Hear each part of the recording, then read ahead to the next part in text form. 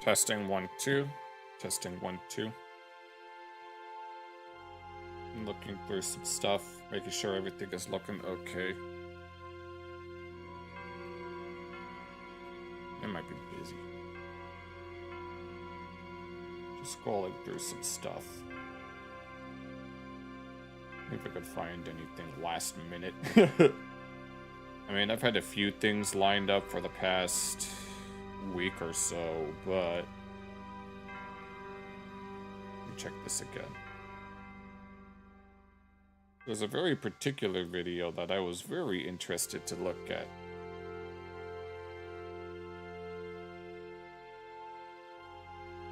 If we could take a look. You're back at your flat. Went swimming today. Nice.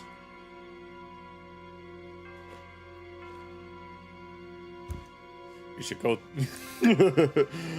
You should go do some flat hunting to find a. Should find a place that's big enough to. Actually, I was gonna. Never mind. Ow. I don't know where I was going with that. Nice to meet you, or nice to see you back. I've had a whole bunch of stuff lined up since earlier this week, but knowing Wednesday, I've obviously had to put some of them on the back burner. There's one video in particular that I was very intrigued about that I've been wanting to look at for a while, but we'll see it in a moment.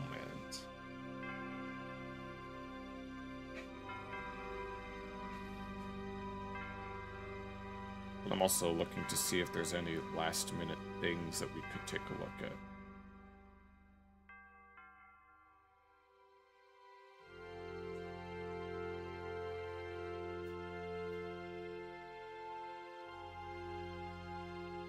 There is this insane electrified dust storm of 1935, the Black Blizzard.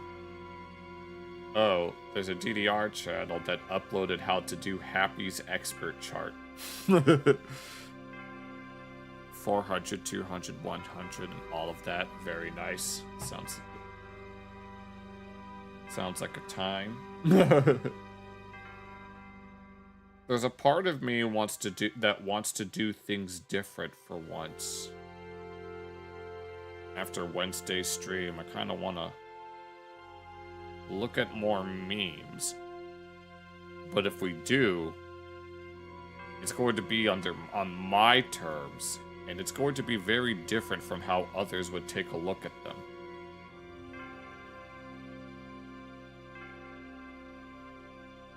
Because you'd be surprised by some of the unhinged things that I might say. Inflatables in the recreational. Oh yeah. Sounds like a plan. I think I know what you're talking about. Oh yeah. Because I was looking at another compilation on my own. And I was looking at another meme compilation on my own, and the things that I could say will be so unhinged in a way that's pretty much the exact opposite of how they would do it. I apologize if I'm speaking in very vague terms.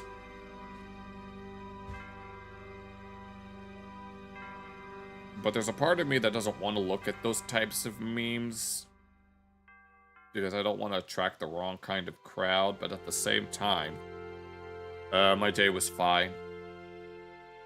I accidentally burned some things, so I had to remake them, but that's about it. So what else do we have? I know I called this the 300 subscribers special, but it's not really that special. The other two, what was it, the one? Was it my Hundo, and then I had a 200 one as well? Neither of them were particularly special. It's just a gimmick.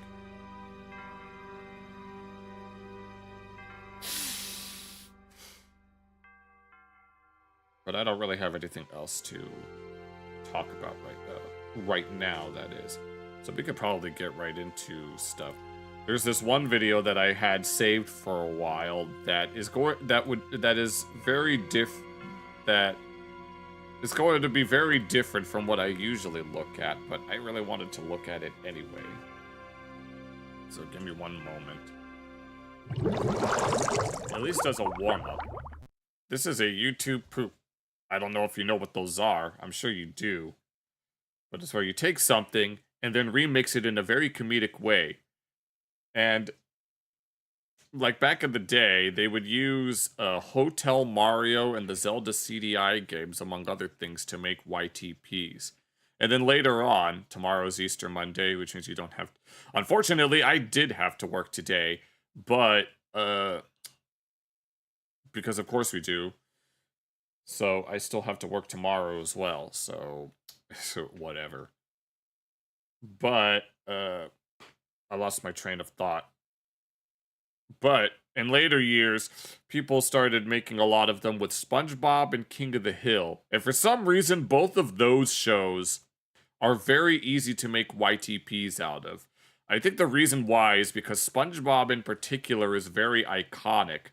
And King of the Hill, like as a show, is usually considered the most realistic animated show. And so to see them get into particular situations that you wouldn't normally see them, it creates I guess, a subversion of expectations that you would find in a show like that.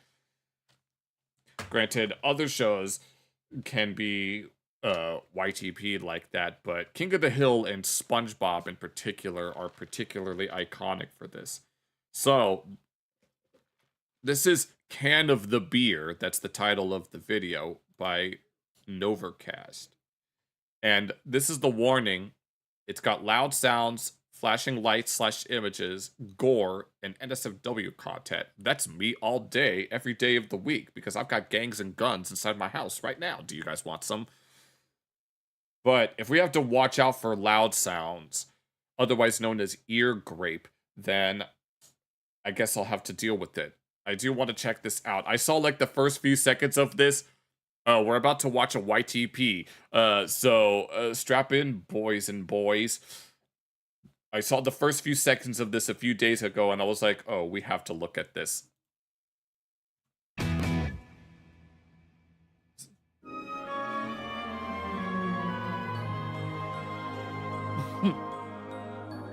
No, I saw the first few seconds of this, and when you have to zoom in on Bobby whilst the others fade away, then you know that we're getting good tonight.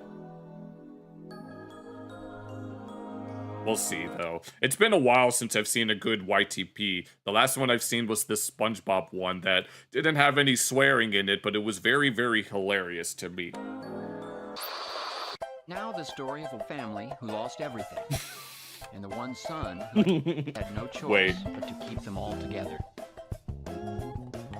Wait, what the heck is this? Hello there. To... whatever that says. Is that Glock? Third friend. Oh, you were the 300th? Well, thank you for watching. This is new. I've never seen... Is this was that a parody of something? I swear that looked like that it was parodying something, but thank you for being the 300th.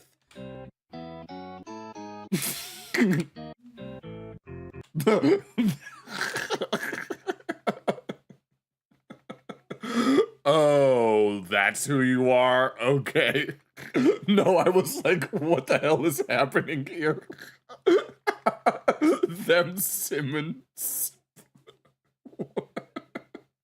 They turned... No, it was a distorted Simpsons theme, and then it just... the way that it says, them Simmons. What? Okay, that's funnier than it should have been. Oh, God. What the... Oh my God, that yellow ain't right. So we made them green as if Emp Lemon. That noise. That was perfect. Oh, okay. Who the hell is that?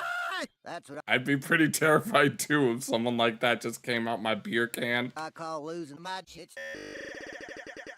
Hurry up. Yeah, let's go. We got that sound, whatever that's called. I don't think that's sound distortion. I think you take a specific sound and you repeat it over and over again. Hank, finish your beer. Bill, There.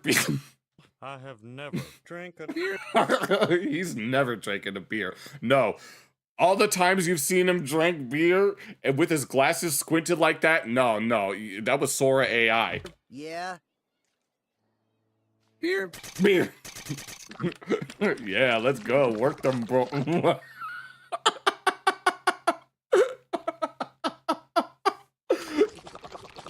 Nice.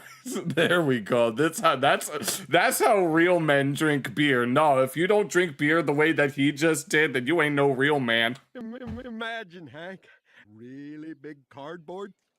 Really big cardboard. What the hell was I expecting? What was I expecting? A giant Yu-Gi-Oh card that you could win at certain events. Nice. Nice.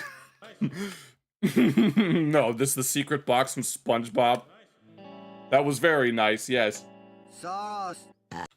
Classic. Yes, sauce.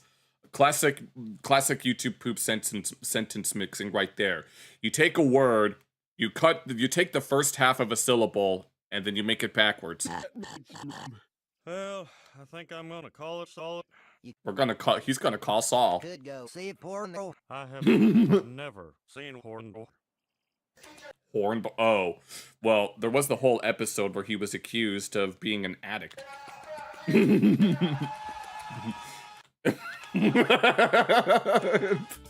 just enjoying it. Your winner. Nice.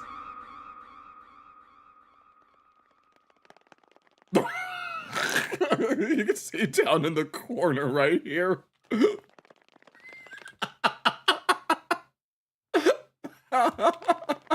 What is this? Why is this reminding me of Peanuts of all things? What the fuck is he doing?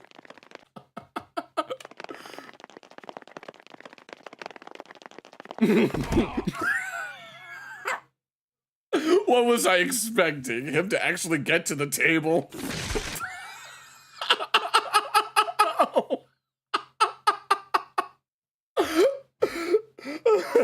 Okay, YouTube, this is just a joke. Please don't.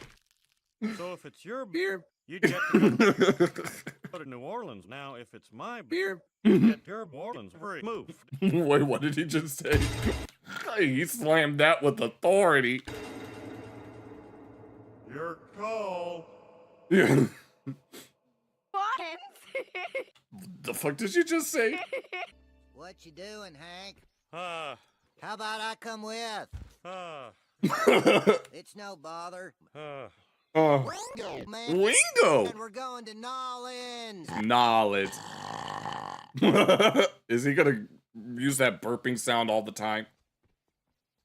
I don't care.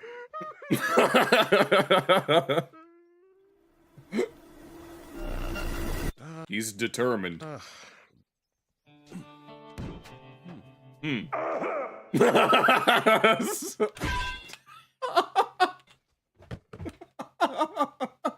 I'd be pretty peeved too if someone threw a football in my little can.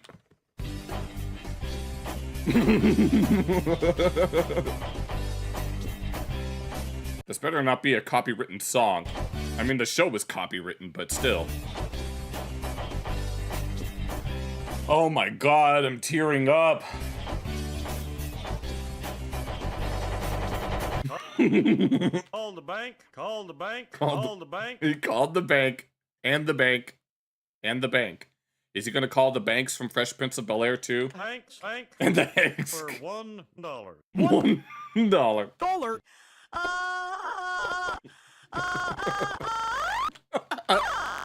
Let's go. Yeah. Well, I made poop in my pants. You've got a poo in your pants, pants, pants. What the hell was that? I used to poop to drop Bobby dead. Oh no.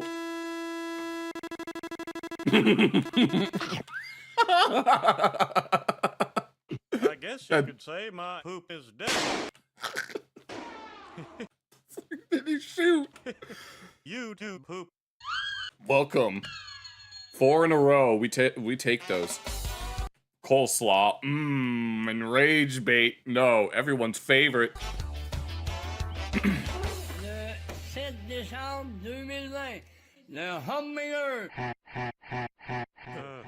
Speaking some kind of Chinese or They're speaking Chinese and Japanese, and Peggy's eyes are twitching like crazy. Japanese. It's the same thing. It's the same.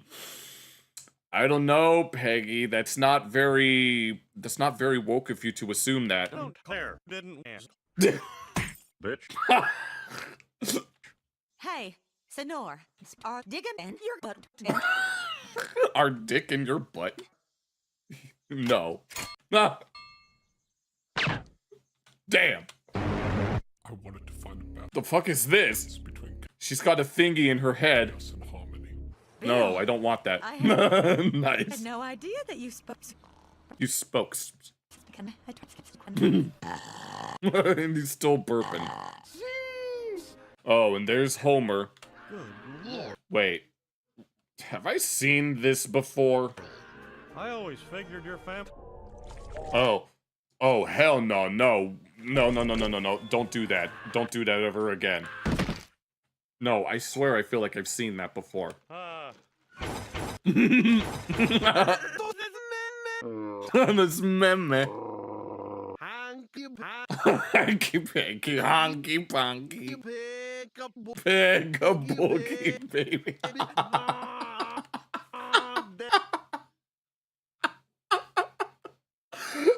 Hanky panky, bocky, dank, baby. Nom, pega. L. Pale. He's just listing rhymes. Boom. I didn't know what I was expecting when he was going to say Boomhauer. Who are you? Oh no, it's a Son Piker. I am Bear Bushfontaine I'm beige. Treve.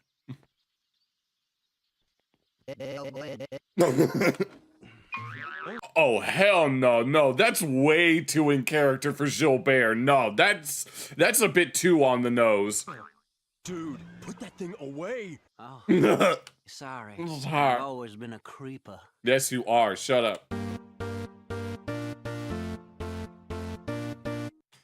Usher, don't. Oh, it's Alf. My husband. No, I'm not right. I was never right. Alf. Alf, When Wii U. did he pass?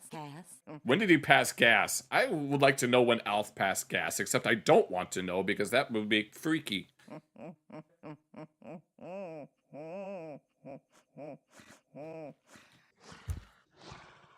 She's breathing very weirdly. Okay. I didn't need to see that. Mr. Beast. This Mr. Beast. is She said Mr. Beast. right. Nice lips. I'm all alone in this world, William. And the succubus attacks. Bro, Bro, this here is velvet, not velvet. it's velvet, not velvet. A gentleman must know the difference between velvet and velvet, and her head's on backwards. I just noticed that. A gentleman must learn that velvets. No, actually, we don't learn differences. We learn velvets. He's blue, 'cause he's blue. Who's that in the picture? Sup? Sup. Nice slide. Slide to the left. Uh-oh. Oh. Oh, Lord, no. Apparently he wasn't enjoying that. Now, I present you young Master Bear. young master. Did you say Peter?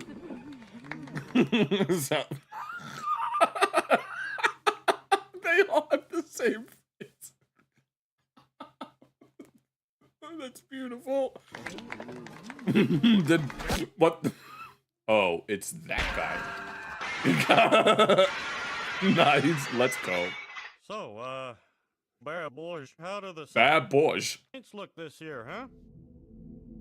I can smell your fear. That's not disturbing at all. Dance, Bill.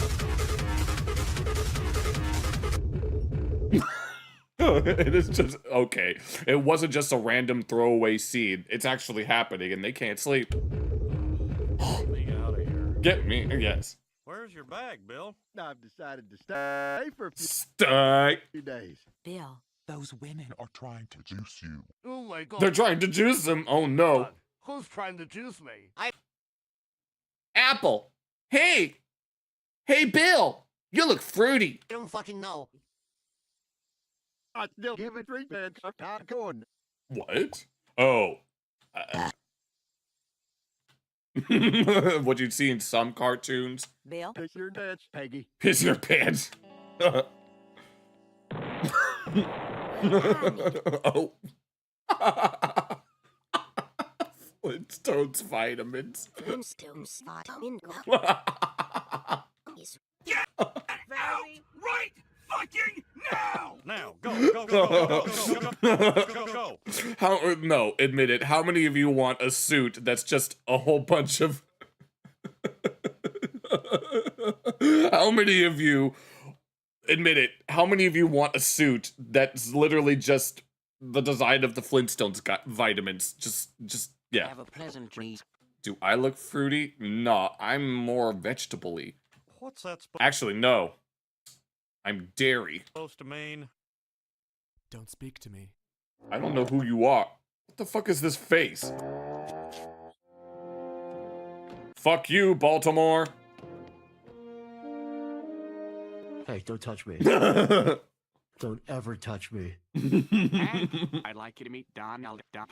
Duck. Who's your daddy? I can't. That's my Donald Duck impression. I hope you like it. Who's your dad? How nice. I have admired you He's admired you in your pants. from your Meyer days to Meyer night football to your Meyer tea commercials. All right, so he works at Meyer. Wow. Wait. Wow. Great story, brother. Look, Don, please be made them. Yes, bit mad, mama. Yeah.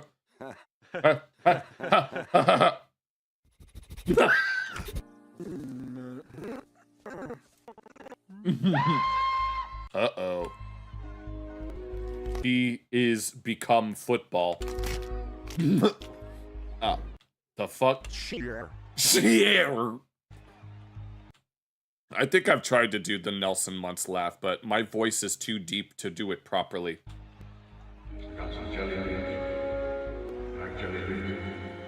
Aren't you gonna take off your pants? Are you gonna take off your jants?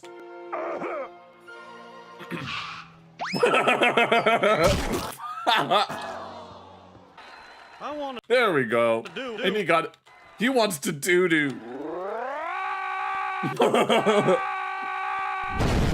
Let's go.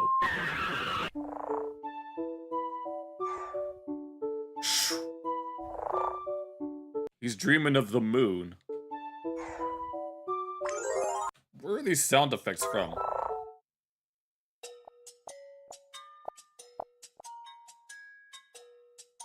Hey, Hey, who are you? hey, who are you? What are you doing in Bill's backyard? Wait, I don't know what's going on here. Hey, don't you recognize me? I'm Lenore. What is going on?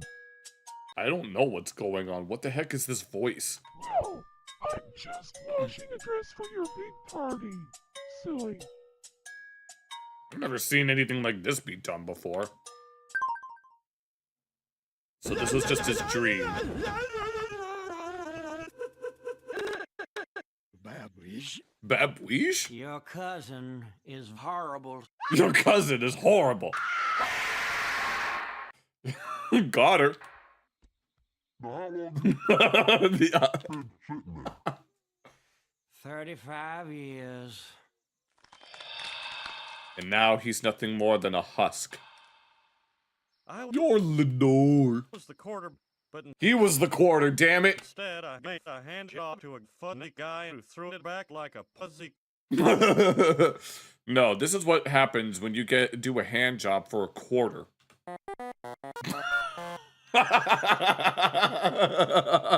Jangle my testicles. No, don't give them ideas. Okay. Okay, he got so upset the background changed. Okay, you know what? I think you should leave. You just have to go. How did I know that was gonna happen? Hey, Stop right there, criminal scum. I'm sorry. Merry Christmas.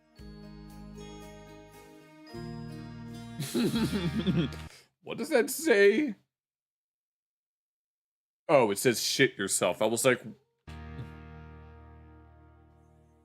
oh my god. Oh, that's the vision that he had of him crashing into a giant something. It tells me she discovered you in a compromising position with Barrish. Barrish? Nice. Disgusting. I don't know. Leave. Oh. Can't help but burp again, huh? There she goes. Chad, is this real? No shit. Questions I ask myself every day, except I don't ask that every day because I don't think about it. He pissed himself. Wait, actually, knowing this, it's probably not piss. Nice weekend, Oh god, what the hell is Dale doing? Bill. There we go. That's a great story, Mr. Mom found the piss drawer. I don't think you guys realize. Is there an epilogue? Yes, there is.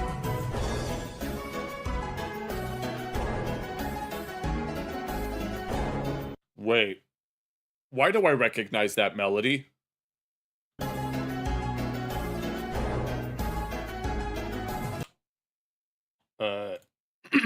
It'll autoplay the next video. Okay. No, that was actually really, that was amazing.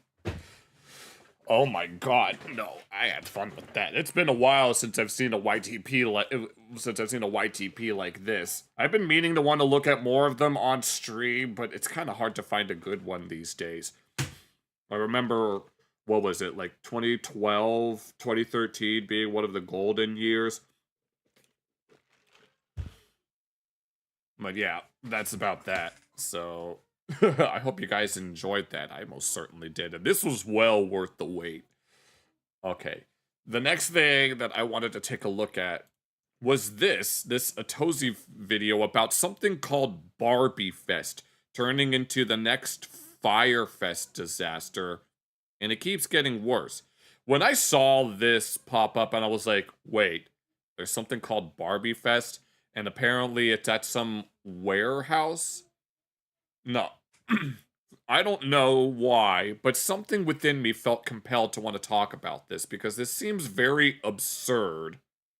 Yet it's perfect for me because of its absurdity. Because I know that, I remember when the Barbie movie first came out, along with Oppenheimer, I remember seeing some of those memes of Barbenheimer and shit.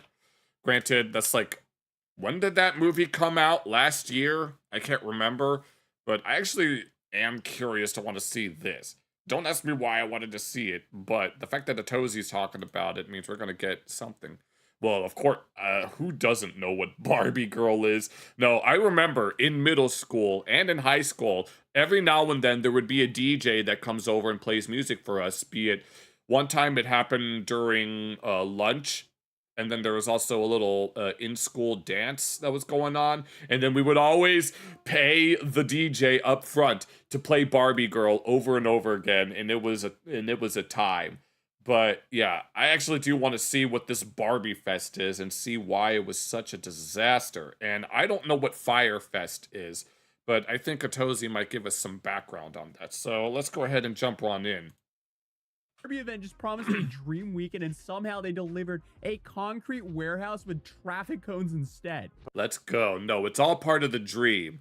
You know, you gotta dream big. You gotta do it big as well. As the rappers say, you do it big by going to Costa Rica and flashing that crystal around in the bling bling, because our money is probably worth a lot more than theirs. Except you're not supposed to drink Cristal, because the owner of Cristal said, and I quote, "I don't want no big brother lips drinking my fine wine." Posted photos and videos. More like a nightmare for some attendees. No, this looks... Of a large... You would think that they'd at least want to decorate the walls with all sorts of decals and shit, but I guess not. Convention center that was sparsely decorated. Many people were upset. And how many... over paying more than $70. $70? I mean, yeah. Ticket for the event. Factory.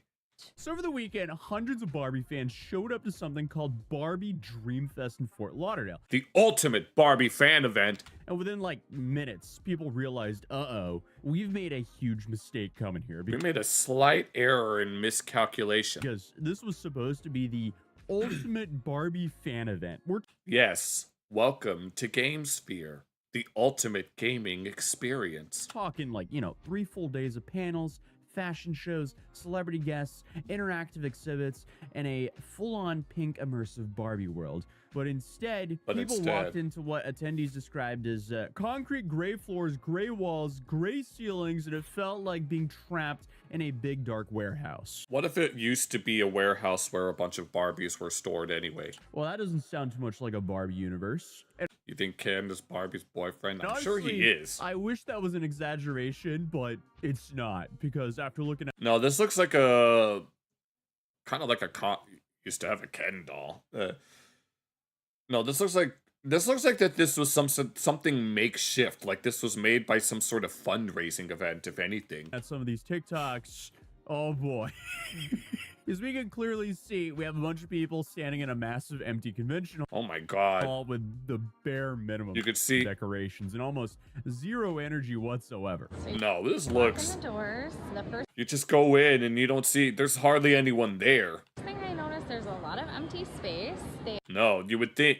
No, if this were the ultimate experience, then there would be a lot more people than this, and then they'd be decked out the wazoo. Advertise the roller disco, and it's not really big. It seems like a very small space for a roller disco. Skating thing pretty hard, but it's literally like a little square. A little square. It's not even a circle. It is so small.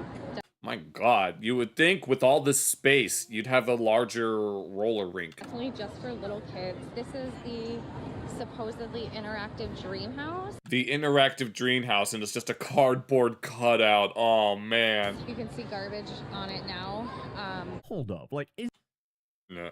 Oh my god, no, that's unfortunate. It's not a Barbie dream house. That's not Barbie's dream house. I've seen that Barbie Life in the Dream House animated series, and I'm not gonna lie, I'm going to admit this right now. You know how a lot of people feel about Friendship is Magic? That's low-key how I feel about Life in the Dream House. I remember watching that whenever my parents would play it for my sisters, and low-key, it's kind of hilarious. I take it back. There's energy there. It just feels cursed. She was showing an 80s... Good lord, no, look at that small thing. Roller skating rink, and it's just like some fencing around, the slab of concrete that's already there. God. They're like, yep, 80s roller skating, guys. Welcome to Barbie World. Is that what that's supposed to be? 80s roller skating? Granted, I've never seen a roller rink anywhere around where I live, so... But of course... It's not like I have a frame of reference outside of what would be in TV shows. Of course, it gets worse. I thought on day one there would be a ton of people here. There definitely is not. There is very little people here. Not a ton of people here. These people are selling things that are not Barbie. There's not even... Really? So people are just... Not even the merchandise is Barbie, apparently. Kind of one of the things that sort of was odd is how many vendors... And look at all those empty seats. ...aren't even selling, like, Barbie people stuff. Did all these... Good lord. And I bet not even the snacks are Barbie themed. I'm pretty sure you can find plenty of Barbie themed, like, fruit snacks and cereals and shit. People get tricked into attending a flea market because you have a whole... No, was this an officially licensed or sanctioned... No, was this, like, officially sanctioned or licensed by, like, I think it's Mattel that owns Barbie? Were they the ones that are actually in charge of this? Bunch of wide open space and random low effort scattered around setups. It just doesn't make sense. It is sad. And what makes this so awful is people paid up to almost $450. The ultimate Barbie weekend. $450 for this?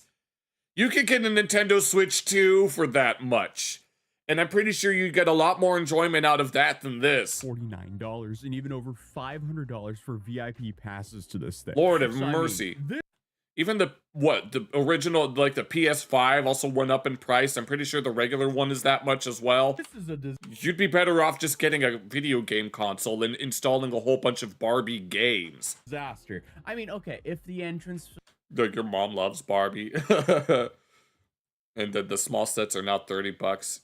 Oh yeah, because of the oil war. It was like some $5 to $10 to charity to...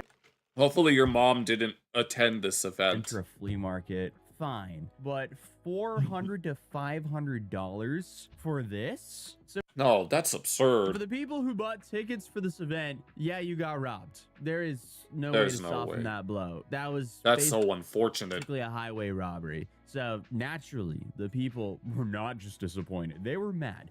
And one attendee... No, people talk about, oh, we're not mad at you, son or daughter. We're just disappointed. No, these people are mad and disappointed. I bought the ticket the minute they went on sale and the Dream Pass. And it's sad because they love Barbie. Yeah, I bought the ticket the minute they went on sale. I thought it was going to be the most amazing Barbie thing I've ever been to. It was the worst experience. I'd be pretty upset too. And then of course you start seeing the comparisons rolling in. You have Firefest, yeah, you have shit like this. Willy Wonka experience. Wait. Is this an actual... Wait. I vaguely remember something like this happening with Willy Wonka. Vaguely. Even DashCon. Oh, I know about this, though. I know about this, at least from what I can remember. But I don't remember what the context of this was. That's definitely not an event you want to be associated with. Nah. But one TikTok literally captioned their video, POV, you spend $75 to $300 to go to Barbie Dream Fire Fest. I still don't know what Firefest is. He'll probably explain it. And honestly, I mean, the deeper you look into this thing, the worse it gets. Because on paper, this event sounded like it could work. It could be a good time. If they actually put in the effort. Because the official schedule was packed. Like, genuinely. If you just looked at it, you would think it was a legit high-end convention. Yeah. I mean, they allegedly had celebrity panels with Serena Williams, Angel Reese, fashion shows, and... Yeah, no. Yeah, I love Willy Wonka and the Chocolate Factory is one of my favorite movies. But get your Beanie Babies on, yo. No, and they have these celebrities and shit. Designer Q&As. Also, they had an interactive Barbie dream house, which, we saw how great... Yeah, it's not even a house. It's just a... I bet that isn't even AstroTurf. It's just some green carpet with a cardboard. That turned out. Then, of course, you had that... No, that... Ooh, this... house, which, we saw... This lady... It looks like that she seems to be enjoying herself, but you probably know deep down that she knows that this ain't shit. That turned out. Then, of course, you had that 80s roller disco. That looks more like a 20s because of the size. Which I've already kind of poked fun at a bit. A bike course that we saw, which also looked extremely underwhelming. A glam bar. Workshops, yoga, meetups, apparently the whole 9 yards. It had everything, yet it had nothing. It also just sounds very random. Like, who is going to a Barbie festival to do yoga? Pink? Well, I wouldn't be surprised if they were to do yoga there. $300 for yoga does not make sense. So obviously they were just going all in on selling it to the Barbie fans, and he does in Toy Story 3. Marketing was showing adults roller skating under neon lights, dancing, taking photos in these huge pink installations, basically selling. Adults are upset because they signed up for a kids event. That's not the point. It's the fact that you made... This was going to be an immersive Barbie world. But unfortunately, when people showed up, obviously none of that was real. Right. So let's start... His dojo from the Barbie movie. Start with the biggest one. I haven't seen the Barbie movie, though. Dream House. Oh, wait. Wait, was it supposed to look like this? Explore a larger-than-life version of Barbie's iconic front yard, and it wasn't even like this. No. I'm pretty sure even I would be excited by something like this, considering that it has I think that's a pool, so if anything, this might be a water slide. I'd be excited by that. And not gonna lie, this was supposed even if it is Barbie. to be the centerpiece of the show. And it wasn't. What people, I guess, got instead was a cardboard backdrop. Yep. Not even a slide. There's no slide. I mean, obviously a pool, the logistics of that would be tricky, but they couldn't even get even just a small kiddie slide. We're the life-sized Barbie dream house right now, guys. Yeah, is it a decent movie? I know that the critical drinker doesn't like it because he thinks it's too woke, but there was someone else who was all like, you're not you're not really watching the movie like that. You're not supposed to watch it like that. You're just supposed to you're supposed to, the way that someone would like that would describe it is that you're not supposed to watch it like that. You're supposed to watch it kind of ironically. It was a virtual world game. You used to make Barbie jokes. Yeah. Yeah, that's so. She's smiling on the outside, but on the inside, she is disappointed. Wow.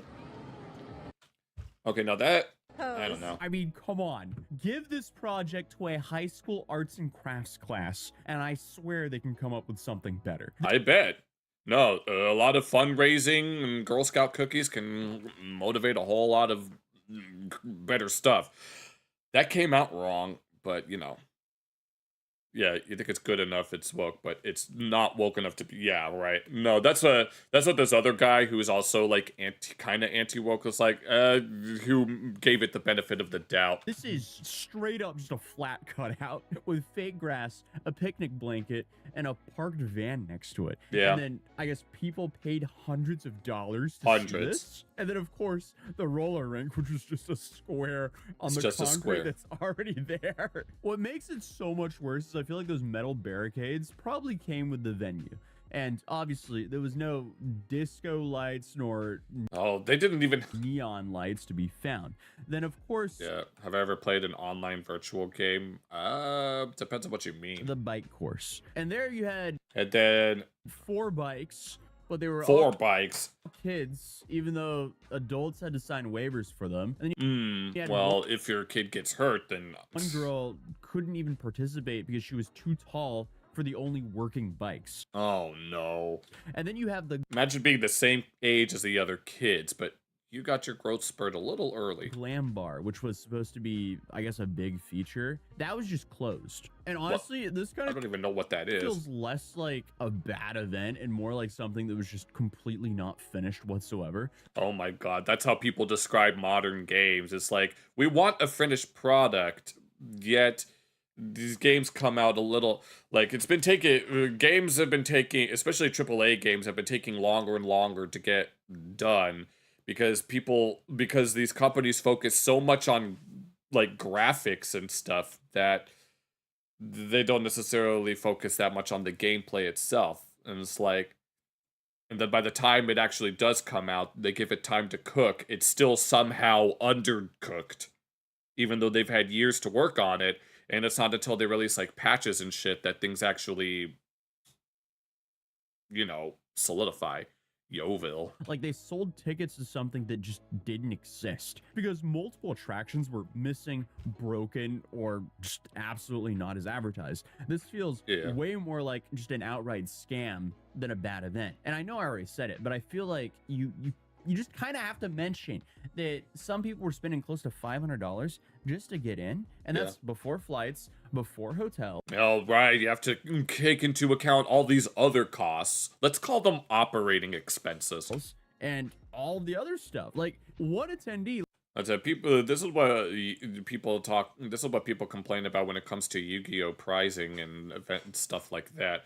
Of course, in recent months, things have gotten much better, but, you know. Literally showed up with multiple handmade Barbie costumes, full outfits planned. No, people came out dipped in butter for this. Day and never wore any of them. And then you have another person who said they flew in, spent hundreds, walked the event in under an hour, and just left. That's low-key kind of heartbreaking, if anything. And now, here's where it gets even crazier, because even after paying all of that money to attend, a lot of the actual experiences inside cost money.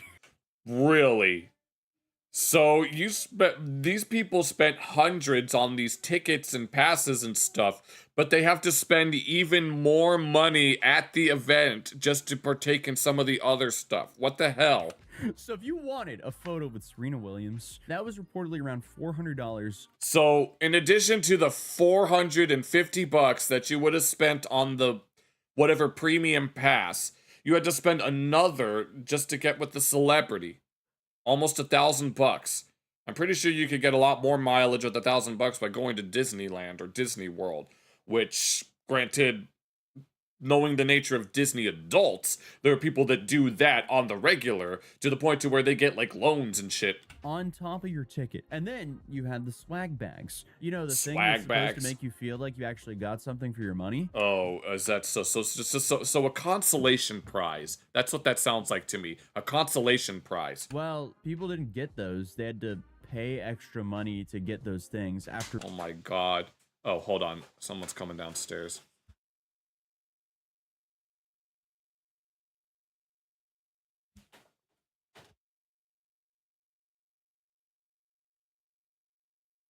I'll keep going. Paying so much money to get into this. Watched a review about one of the new Star Wars games. Bare bones, horrible plot, and yet it's praised by certain journalists for being like 25 to 60 hours. Oh, Lord of mercy. You mean like what people are doing with the new Mario movie now?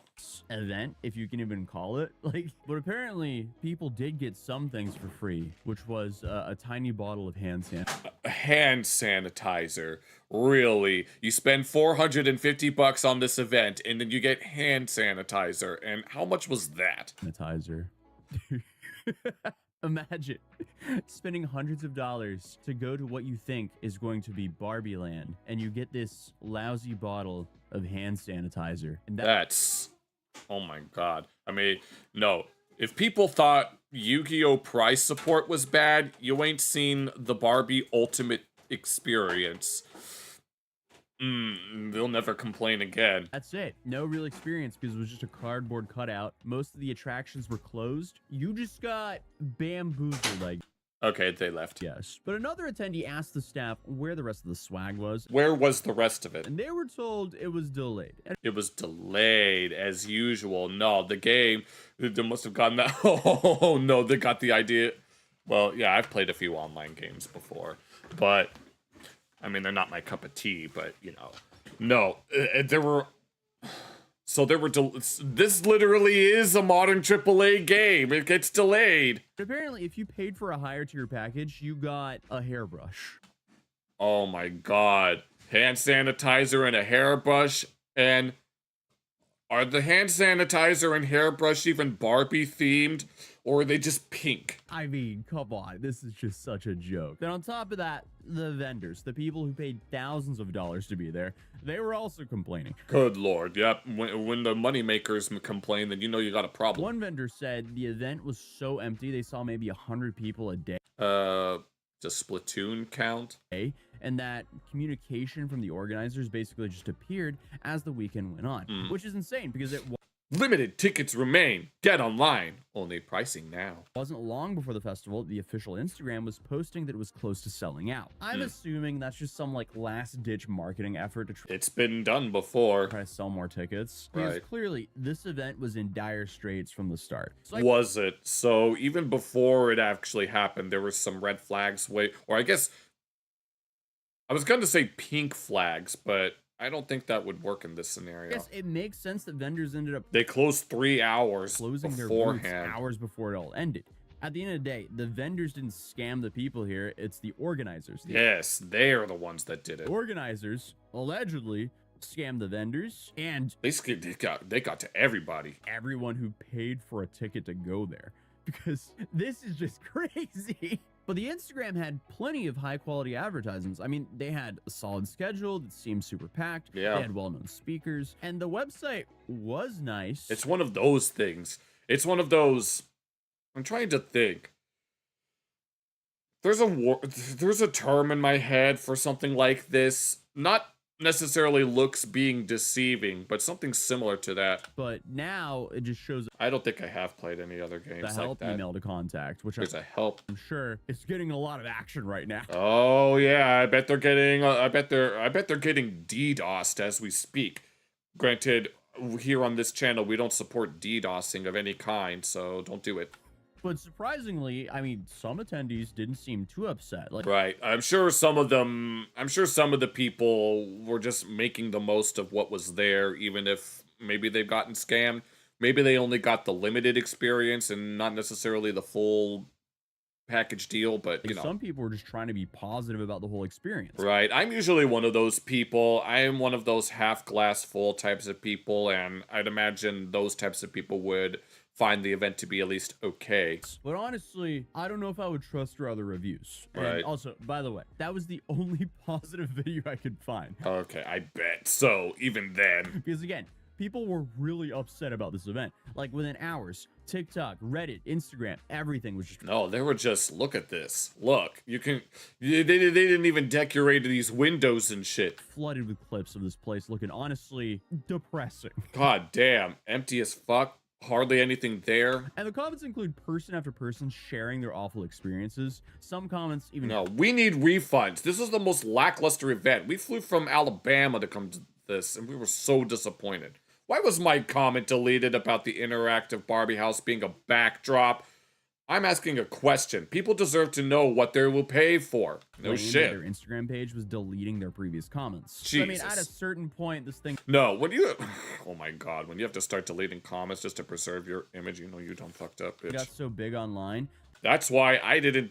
That's why even though a certain group of people wanted me to delete a certain comment on a certain video, I decided not to. Mostly because I don't care. And second, it's my channel. There was no way to ignore it anymore. Between TikToks going viral, people demanding refunds, and Barbie Firefest trending everywhere, the organizers Remember Open Transport Tycoon? just had to say something. And I guess to their credit, they did respond.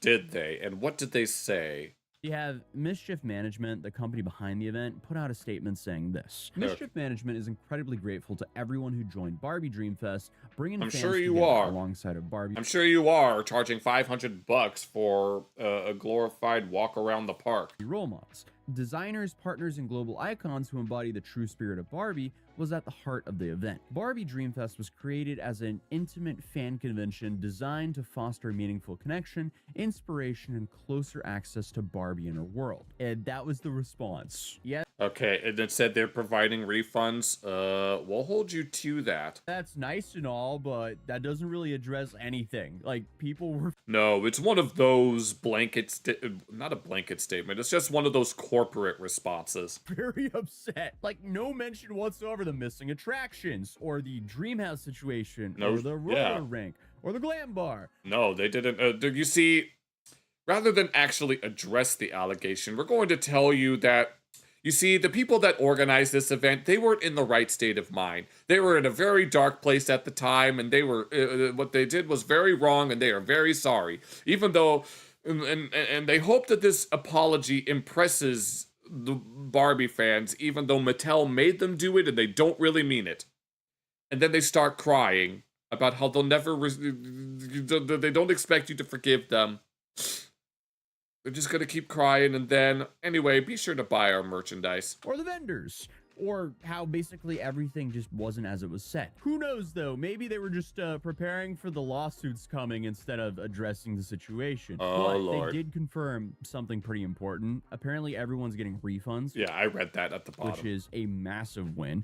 We're sorry. The company said all ticket holders would receive full refunds back to their original payment method, typically within a few weeks. And Mattel, the actual company behind Barbie, also stepped in and said this was not their event.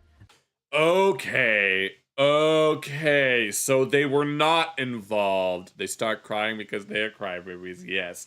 Okay, so Mattel was not involved within this event whatsoever. No, I was wondering whether or not this was like an officially sanctioned event, or if it was just, I guess, adjacent.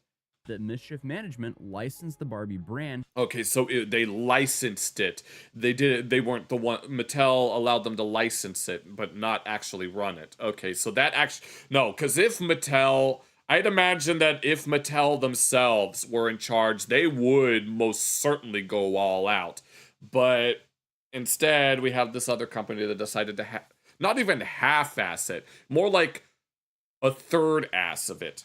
For the event. What is unclear though is, will the vendors actually get refunds here? Oh, that's a good point. The vendors paid thousands of dollars to be there, and just to show up, not even necessarily to sell the products, apparently. And clearly, people didn't show up, or at least nowhere near the amount of people they were expecting. Right. And if anyone's gonna sue them, it's probably gonna be one of the vendors or the vendors together. Yeah, I wouldn't know. Combine your strength in numbers. But Mattel themselves said, we're working with Mischief Management, who are managing attendee feedback and issuing full refunds to everyone who purchased tickets. Yep. We want every fan experience to be an excellent one. Also, speaking of lawsuits, I would be a little bit worried if I was Mischief Management about Mattel. Because, you know, making a multi-billion-dollar brand look very bad like no shit like this, I don't think that's too. No, that's not going to. It's not going to sit well with them.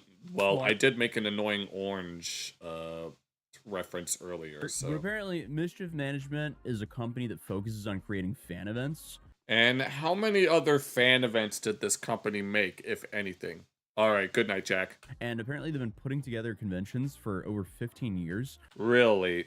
So how this happened is so they're basically professionals, yet they were lacking this time. Kind of beyond me, because again, I feel like this is something that like a high school club set up, not a no, that was what was going on in my mind. Like this was made, like it was made by some sort of fundraising professional event. Agency that's been doing this for 15 years. That just doesn't make sense. But regardless, people still lost time, outfits, and so on and so on. But yeah, at least they're getting their money back for the tickets, but they're not getting reimbursed for travel. No, that's another thing. And hotels, I'm assuming at least. So at the end of the day, this will probably just be remembered as the Barbie Fire Fest. But hey, if you're new here, feel free to subscribe, drop a like if you enjoyed. No, that was, god damn, no, that's just depressing. That's depressing as hell. That's unfortunate, man. Yeah, I know who Fred is. And, well, I only knew of Fred because of that iCarly episode more than anything else. But yeah. But damn, no, this, I don't know what Firefest is, though. I should probably look that up.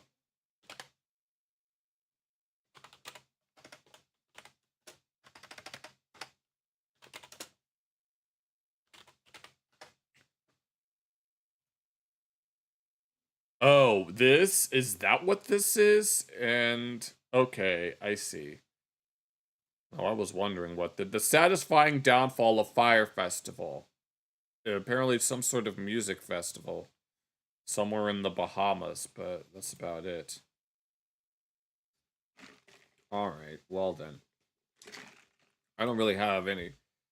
Okay, now that that's done, we can move on to, I don't really have anything else planned for tonight besides some random videos. Like, we can look at this video by Papa Meat. Like, I don't want to look at too many Papa Meat videos on stream, because I know that he seems to make a lot of them, and I know that at least a few VTubers will react to him every now and then, and I don't want to have to clip every single one of them, even if I enjoy reacting to them. So, we'll probably leave this next one exclusive. I only clicked on it because I saw Pizza Hut in the thumbnail, and it's an abandoned location. Or the title is "These Abandoned Locations Can Kill You." So I want to check this out. Be sure to check out the original to show your support. And let's go ahead and we'll basically just consider this just filler content. Welcome back to the Papa Meat channel. How you doing? Come on, sit down because today we're going to be talking about urban exploration. Oh, wait. This reminds me of this abandoned farmhouse that my friends and I walked around the night of, I think it was our senior year. And I think this was either during or after our homecoming dance in the fall of that year. And we just, is that Chumley? Oh, No, that's not Chumley. That's Papa Meat of the Meat Canyon channel. But that's a very interesting comparison. But yeah, we explored this abandoned farmhouse that's not too far from where we live. And then some of us explored the roof of a middle school that's not too far from where we live, and we got in trouble for that. No, if you're not careful, the floor will give way any minute. Most people, good lord, can appreciate the thrill of going on an adventure. But what no, thing is, I would like to go on. I would, low-key, I would love to explore abandoned buildings like that, but even I know that it can be very, very dangerous, especially if it's been abandoned for years and no one does anything with it. So it's like, no, I will go there, I'll have my flashlight, I'll have a whole bunch of gear on, I'll even carry a weapon, just in case I find something dangerous there that could potentially take me, but, you know. that means can vary depending on the person. Not everyone wants to go on a simple hike or a beach trip. They prefer to travel to... No, I would love to explore an abandoned mall. No, I want to do freaking an apocalypse role play in an abandoned mall where I would get a whole bunch of friends. We would all get together and just set up a little, like, some sort of survival game here, and we would try either that or some sort of ultimate hide and seek. And oh my god, that would be so much fun. Places with a much more rich and fascinating history, like Hobbiton, like Frodo going Mount Doom. That's an adventure. Yeah, just like that. Would going to an abandoned asylum also be an adventure? Yes. I think so. You never know what's in there. Go. We'll go to the back rooms, actually. If you're going on an urban exploration, what do you want there to be there? Nothing? I think you just want to be spooked. Like, it's the thought of someone might be here, but you don't want to encounter someone because then that's scary. For me, it's just the exploration. I like looking for new things to see. Alrighty. Urban exploration, or urbex, is a... Is it really, is the shorthand really urbex? Simple act of venturing out into man-made structures that have since been abandoned. Yeah, I know what Moshi Monsters is, and I know what Club Penguin is. A unique history preserved for people to explore and admire, or to go in and hope someone... I bet it smells bad, though. ...there, but having no one there because they don't want to get too spooked. It's not just about what... Which had a hidden theater. Oh, I remember that there was a mall that my family used to go to back when we lived in Texas. I haven't been there since I was 4, but it had a movie theater on, I think, the bottom floor. You find, but the risk you take getting to the location itself. You're gonna we went down this ladder. Find out that the world of urbex is quite... Urban exploring is fun until interesting one. Until you decide to start stripping. Though there are all sorts... Oh my god. Sorts of dangers to be aware of. No, I never knew anyone that played them. He keeps failing the quick time events. Though there are all sorts of dangers. The squatters pull up. To be aware of along the way. So mask up as we trek into... Sounds like me when I'm trying to record. No, that sounds like me when I'm live and I'm trying to say something. I know what I want to say, but the words don't come out the way that I want them to. Mask up as we trek through the world of urban exploration. Was it that hard, Papa Meat? God. I've only I urban explored once accidentally. Accidentally. I don't know if looking through an old farmhouse would be considered urban exploration. That would be more like rural exploration than anything. And it didn't even end up being urban. How do you accidentally... There was... Okay, when I was younger, we lived, like, on the country, like, we, like, take all these back roads and stuff, you know, country roads, and there was this house that, like, it was abandoned, and it was always a thing where it was, like, what's in there? Who knows? You know, you're a kid, and it was, like, really dirty, there were like, cans everywhere, and then we, like, went in there, and there was, like, a bed, like, a bed frame, very recent McDonald's, and we were like... Uh-oh, someone's still living there. Oh my god, someone lives here. So we leave, and as we're doing that, basically, as we leave... Oh, no, did the person that lives there come back home? We're going down the road, and someone, like, pulls in. It's like somebody's house that just looks abandoned. So we just broke into somebody's house. To be fair, the door was unlocked. Oh, no. Like, I mean, not even shut, really. Like, the door did... it was a dilapidated... So they did breaking and entering. We better report the authorities. House that someone was living in. Is that urban exploration? It's kind of urban exploration. I think so. I don't know. It is breaking and entering, but still. I always wonder if the guy, like, walked in, and if you just know. You're like, someone's been in here. Someone. Someone's been eating my McDonald's. Saw his McDonald's cup tipped over. He's high C from McDonald's. He's like slightly moved, ever so slightly. Yes. While urban exploration has become trendier in recent What it's like exploring for your first time. years, it's surely been a thing for a long time. After all, the concept of wandering around dilapidated structures is by no means a modern concept. In fact, most people probably have experiences doing this with their friends when they were young. Yes. If you're watching this now, man, I'm sorry I went in your house. I really didn't know. I was a kid. I don't know. I was like 13. I don't think I've done way worse. So Apparently, no. When my friends went up on the roof of one of the middle schools in our district, and then our principal got really mad, me and all the others classmates were required to tell our parents about what happened. And when I told my parents about what happened, my mom mentioned that she used to do much worse. So I was like, really? I mean, considering that my parents are Gen X, it wouldn't surprise me if they did worse things. You're old enough to remember the DLT. No McDonald's anywhere says a McDLT, as Stewie Griffin would say. like, You ever go into someone's house and tie them up and just like fucking tickle them? No, Papa, no. Nick's I will not be tickling nobody right now. urban exploration. In the 20th century, for example, post-war battlegrounds were often explored by locals who were inherently fascinated by the structures damaged by bombs or the abandoned factories, bunkers, and air raid shelters. The Apparently, there are still mines scattered throughout Bosnia. name, however, came from a 1996 edition of Infiltration magazine Access all areas. A user's guide to the art of urban exploration. posted by a man named Jeff Chapman, who essentially set the groundwork for the hobby by writing an instructional book before his unfortunate passing in 2005. You think it was from Urbex? yes.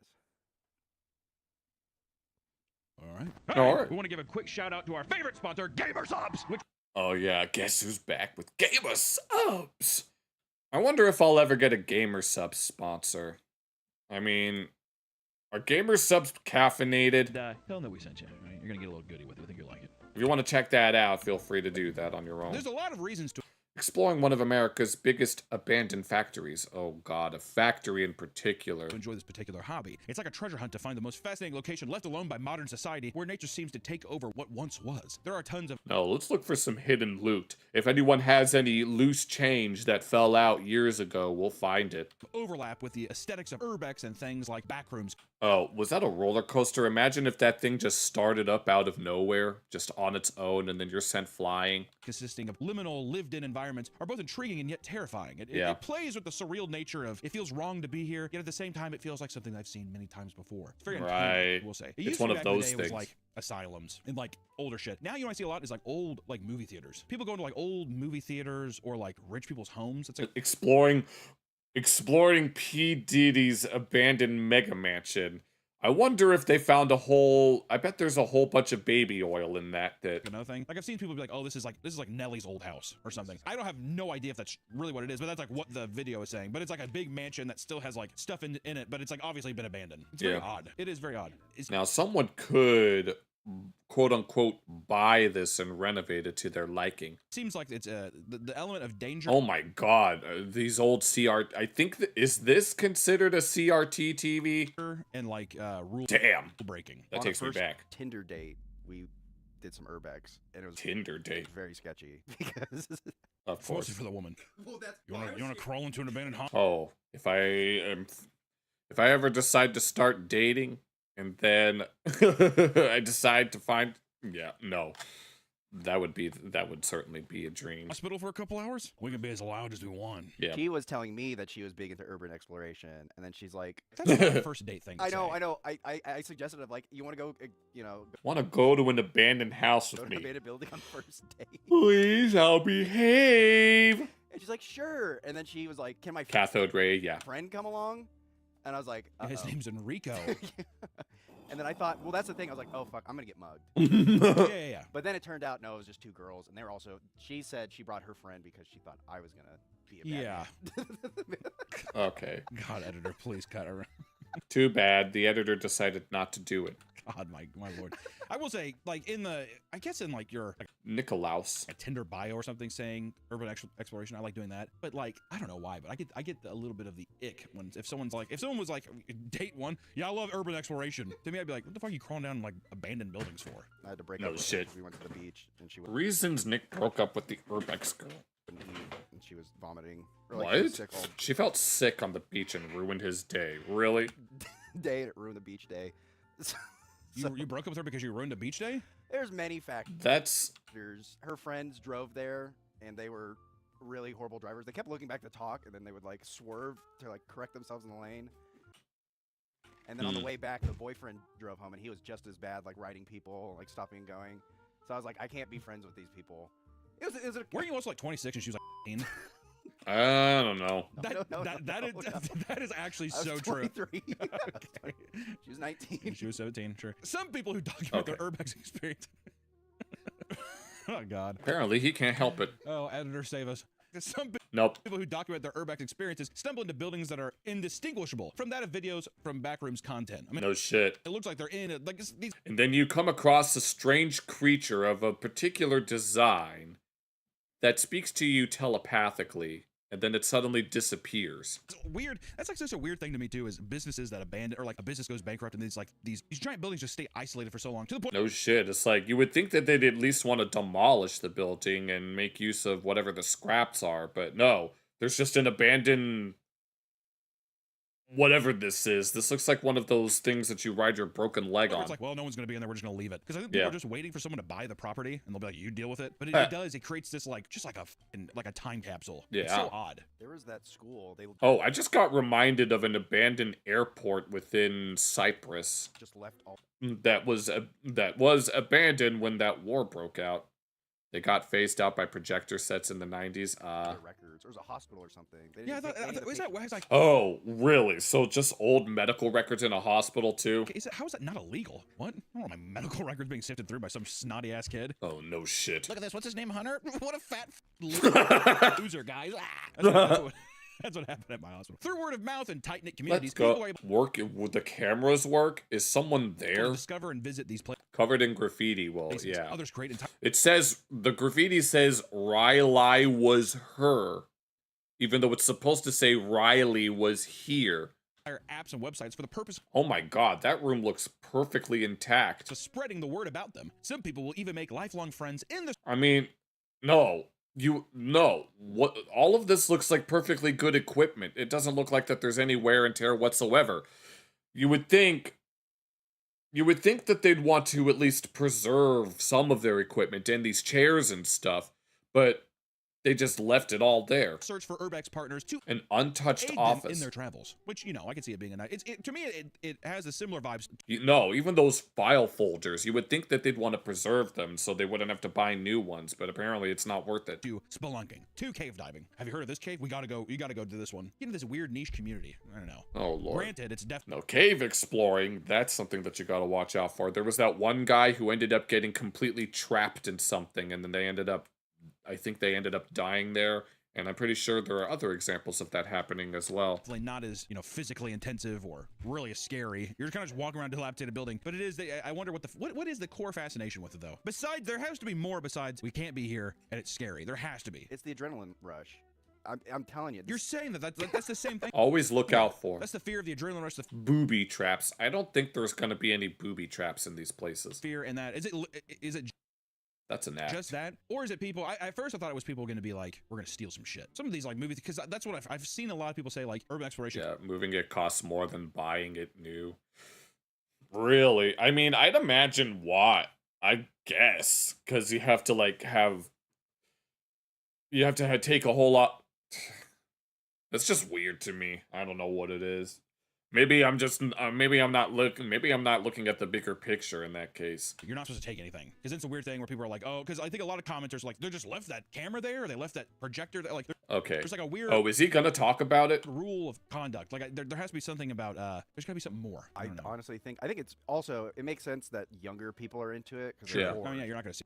I mean, psychologically speaking, when you're young, everything seems all fresh and new. But once you're old, you feel like that you've seen everything.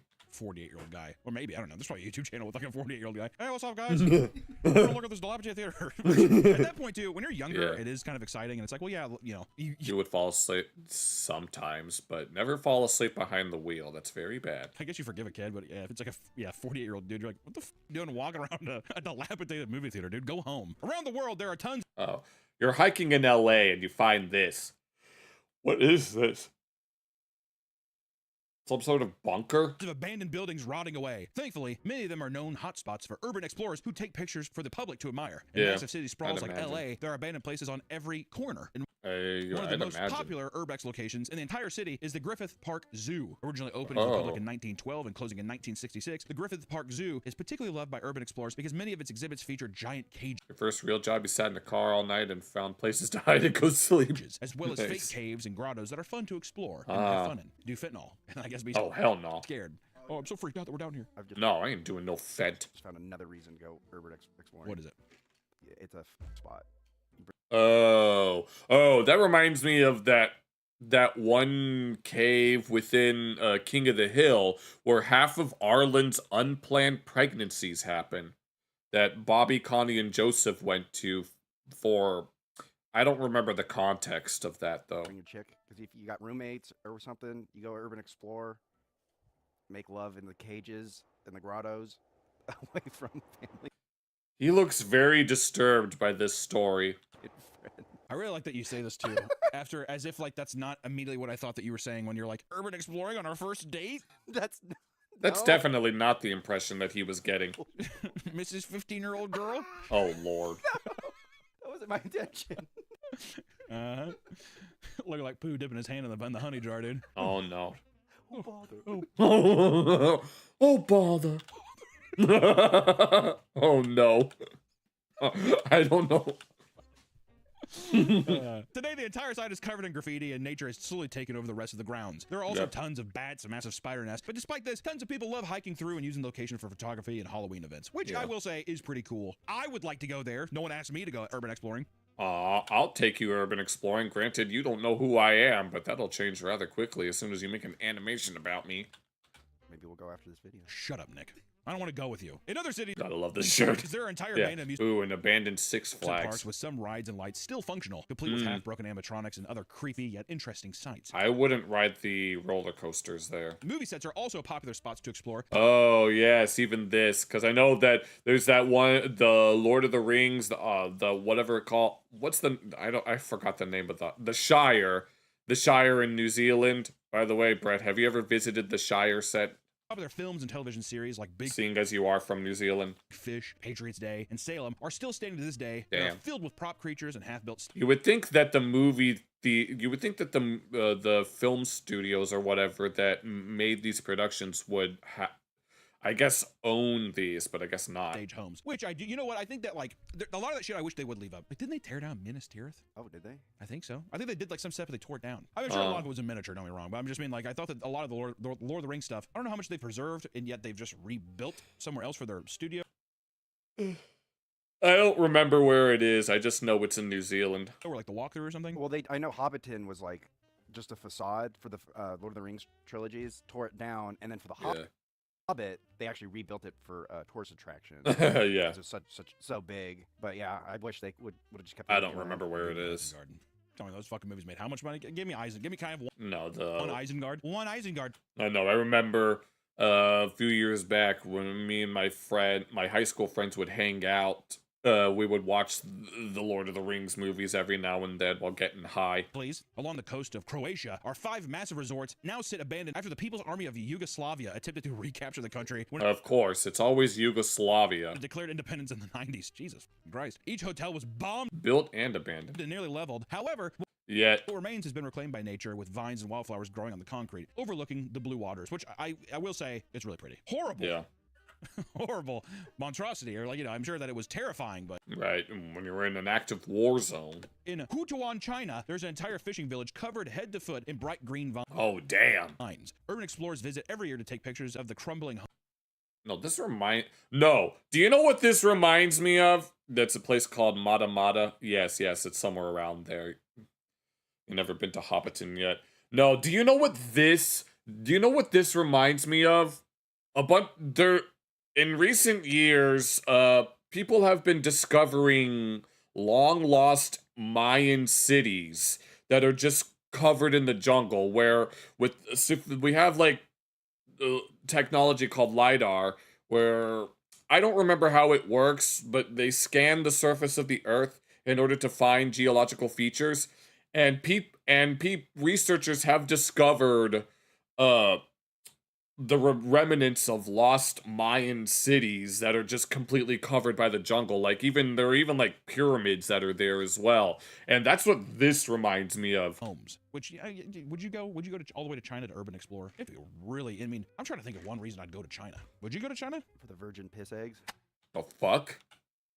The following discussion is very nasty and not for the faint of heart. Well, guess what? We looked at furry memes the other day. I'm pretty sure I can handle it. The key to these eggs is the urine of young boys. Well, I heard all I needed to. Under 10. Young boys' urine is collected in schools and markets around the city in buckets placed by their street vendors. Eggs are boiled until the urine...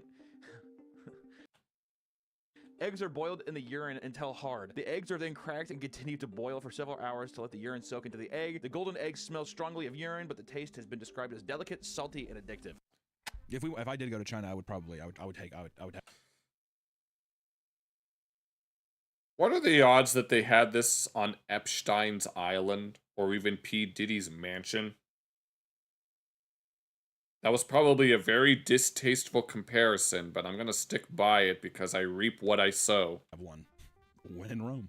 Win in Beijing. When in Beijing, all roads lead to the Great Wall of China. You tell me if you flew all the way there, how long is that flight? I mean, there are parts of China where they'll serve you tiger penis, so... On flight. One time in my life, I don't plan on coming back. And a guy has a steaming hot plate of piss eggs. I might dabble in one. I'm good on the piss eggs. Really? No. Really? Eat just one time? People been eating them forever? Nope. I will... I've seen you eat horse. That's different. That's different. A child's pee. I've seen him eat dog. Nick will eat any meat that's cooked in front of him. He's like, he's gonna eat your meat he's gonna eat your papa meat, bitch. I don't care. It's good. Oh, but a little. It probably tastes like chicken. Piss on an egg. Ooh, now I'm above it. Would you eat what about was it the bollet? What was the one where it's like the egg fetus thing? Oh, I know what that is. That's a French thing, I'm pretty sure. Mallard ducks are incubated for 2 to 3 weeks, boiled inside, and then served from the shell. The warm, gooey, gamey liquid is referred to as the soup of the duck. How do you eat it? The amniotic fluid is drunk straight from the shell, and I thought it was French. I might be thinking of something else. As well as the duck embryo, and then eaten straight from the shell. Oh my the god! Bones and the beak, still being soft enough to be eaten. God, yeah, I'd have to. Wait, I think is it foie gras or something like that? I need to look that up real quick. Yes, it's. Wait, no, I got that mixed up. Foie gras. It says foie gras is fattened liver of a duck or goose, known for its rich, buttery flavor and silky texture. No, I thought. Oh my god. No, I swear, I know I've heard of that where they eat the embryo there, but I thought it was a French thing. I was confusing it with foie gras, but it's not. I couldn't. You're gonna have to eat one. Well, then I'd eat the balut over the piss egg. You'd eat the balut over the piss egg? I think I'd eat the piss egg over the balut. I don't think I could handle like that in my mouth. Like yeah, no, I'd probably throw up. Either way, I'm throwing up. You would only make me throw up. This is kind of to say. The only way make me throw up is that if I went there, I bit into it, and I'm like, oh my god, I don't know why. You'll visit Hobbiton if you ever go there, but it's very expensive. Well, I'd imagine, considering that it's where it's where the Shire is. Don't judge me on this. If I saw a guy take a bite of it and put more salt on it, that would make me throw up. Oh. What color pee do they want the virgin's pee to be? I mean, every one that I've seen, it is copper. I mean, it's rancid. But at the same time, too, if I want a piss egg and they're like, oh, he's just really hydrated and you couldn't see the piss kind of like coloring on it, I'd be like, is this really even a piss egg? I kind of want it a little yellow. You know, I am. Oh no. What it does taste like. Peer pressured into eating piss. What's that meme where it's like the guy drinks his own piss? Oh, look who's come down off his throne. Been a big. I'm just saying. Win in Beijing. That's what I felt with the horse too. Oh saw the horse. God, don't bring the horse into this beautiful, majestic creature. And he is a graceful, majestic creature. You know what I mean to say? There's a difference between dumbass cow and a horse. I'm not gonna get into that. But I'm just saying. And then when you ate dog, what about dog? I went in Rome. It's already cooked and killed. Like, That's the argument that you would make for dolphin wieners. You can. I mean, you fight for nothing. I mean, come on. Well, what about this? If the boy was there, would you eat it? No. Not the boy. I'm saying the egg. Oh, the egg? Yeah, not the boy. Oh. No. Actually, you would 100% eat a child. Oh no. Because do you know why? Because Uncle Ruckus's grandma Nellie doesn't understand why anyone would want to keep living in this world, because the economy gone down the goddamn toilet. You got disease, war, oil spills, motherfucking food shortages, and she was pretty sure that people were gonna start eating each other. That they would probably eat them childrens first. Flesh mo tender. Well, it's already cooked. I would watch you eat one. Well, I was gonna say if the little motherfucker's there, I'm not eating one. No. I need these to be faceless boys that I can eat the piss from. Okay. No, it makes it too real. So we need Ko the face stealer from Avatar on this, and we need to make sure that they show all the emotions. So that way, at least their faces are stolen. I don't know. I would eat one if you took a bite and you said, "Oh my god, this is amazing." Because that's bullshit. If I ate one, you should be like, all right, well he did. It should be a follow the leader kind of thing. Okay. Monkey see, monkey do. I guess. I would choke back every tear I had. I'd be like, damn, that's good. You said it, and I believed it. No. All right, well. Better not catch us in Beijing. That's all I gotta say. Them eggs will be. What if we made our own piss eggs? I pissed in one and you pissed in one. I eat your. You guys are too old to do that. No. No. We're not doing that. No. Oh my god. Oh my god. I was about to make an R. Kelly joke, but I don't think that's gonna be very tasteful. I have clean pee. I would eat my own pea egg. I wouldn't eat someone else's pea. I wouldn't eat your pea egg. The things I hear and not even like the farting and shit sounds, but just the. I like how we started talking about abandoned locations, and now we're talking about piss eggs. The noises. It's funny how that kind of happens, huh? This is like your average Family Guy episode, where it starts out, where the plot starts with one thing, but then it segues into something completely unrelated to what was originally talked about. In the bathroom that you make are just atrocious. Like the one episode that I can think of off the top of my head is that one episode where they all thought that the world was going to end, only to find out that it was all a joke. And then it segues into Peter talking about how he doesn't like his kids. There's a lot of like grunting and moaning and like large amounts of water leaving you, and then like the little like. I pressured the gooch and let all the pee come out. All the piss. Do you actually do that? You actually press your taint and let the other. Why? Wait. Okay, now I don't even know what they're talking about. How much extra piss do you have in you towards that uncomfortable? There's a lot of pee. There's been multiple times where I pee, I shake, I'm like violently shaking.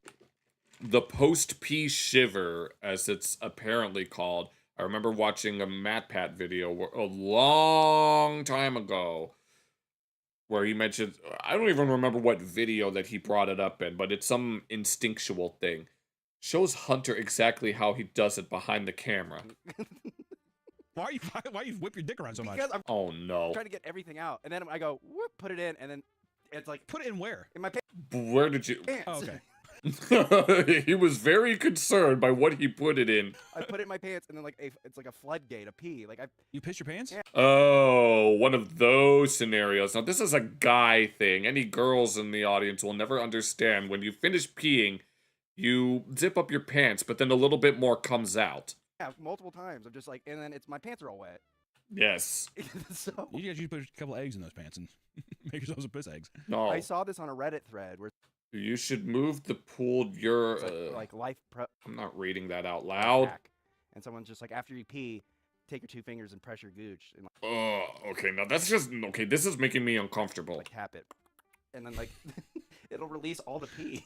I'm not saying that it's not true. I'm just saying that I very rarely hear you wash your hands. Well, that's. I'd never hear the faucet. We hear everything under the sun in that room except the faucet turning on. I'm gonna start hearing. Oh no. If you don't turn this video off right now, you consent to hearing whatever Nick is about to say. And Bart Simpson said.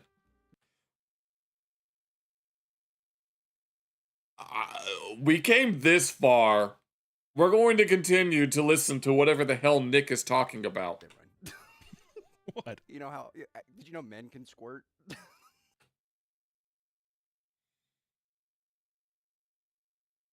I reap what I sow. Enough said. Walks away. No. This is exactly what I'm gonna do if I'm popular enough for people to start making memes about me, and those memes happen to be of the same caliber as what we were looking at the other night. I will get up out of my chair and just walk away, and I'll be like, so this is what I get for having a walking, talking animal as an avatar. Alright, I get it. There we go. That's the end of the video. Except it's not, because we're only 19 minutes and 22 seconds in, and then and it's 32 minutes long. Why are you telling me that? Are you saying that you've squirted? Yeah, it was pee. What do you mean? What do you mean? I was, without j***ing off, I was able to pee voluntarily. Let's go. That was beautiful. I have to jump back into urban exploration. No, no. I have no idea where that conversation went, but I'm glad it did go that direction. Gives a shit. Oh my god. You beat your... That's just... No. I don't know how to explain it without being... I wasn't j***ing off. I was just... Sure you weren't. No, that's what they all say. Just like rubbing the top of my head, and it wasn't... Oh my god. Oh my god, no, this is... I just peed. I just all of a sudden just peed. Oh my god, no, the way he's describing it. Like, why are you petting the top of your head? I don't remember. I just remember it happened. I was like, oh my god. Good cat. And I tried it again. Oh my god, no. Whoa! It's like Spider-Man shooting his web for the first time. Well, during the 1970s, Japan... Okay, so we're going back... Oh my god. Japan opened a sex museum, which closed... What the fuck? No, what the fuck? No.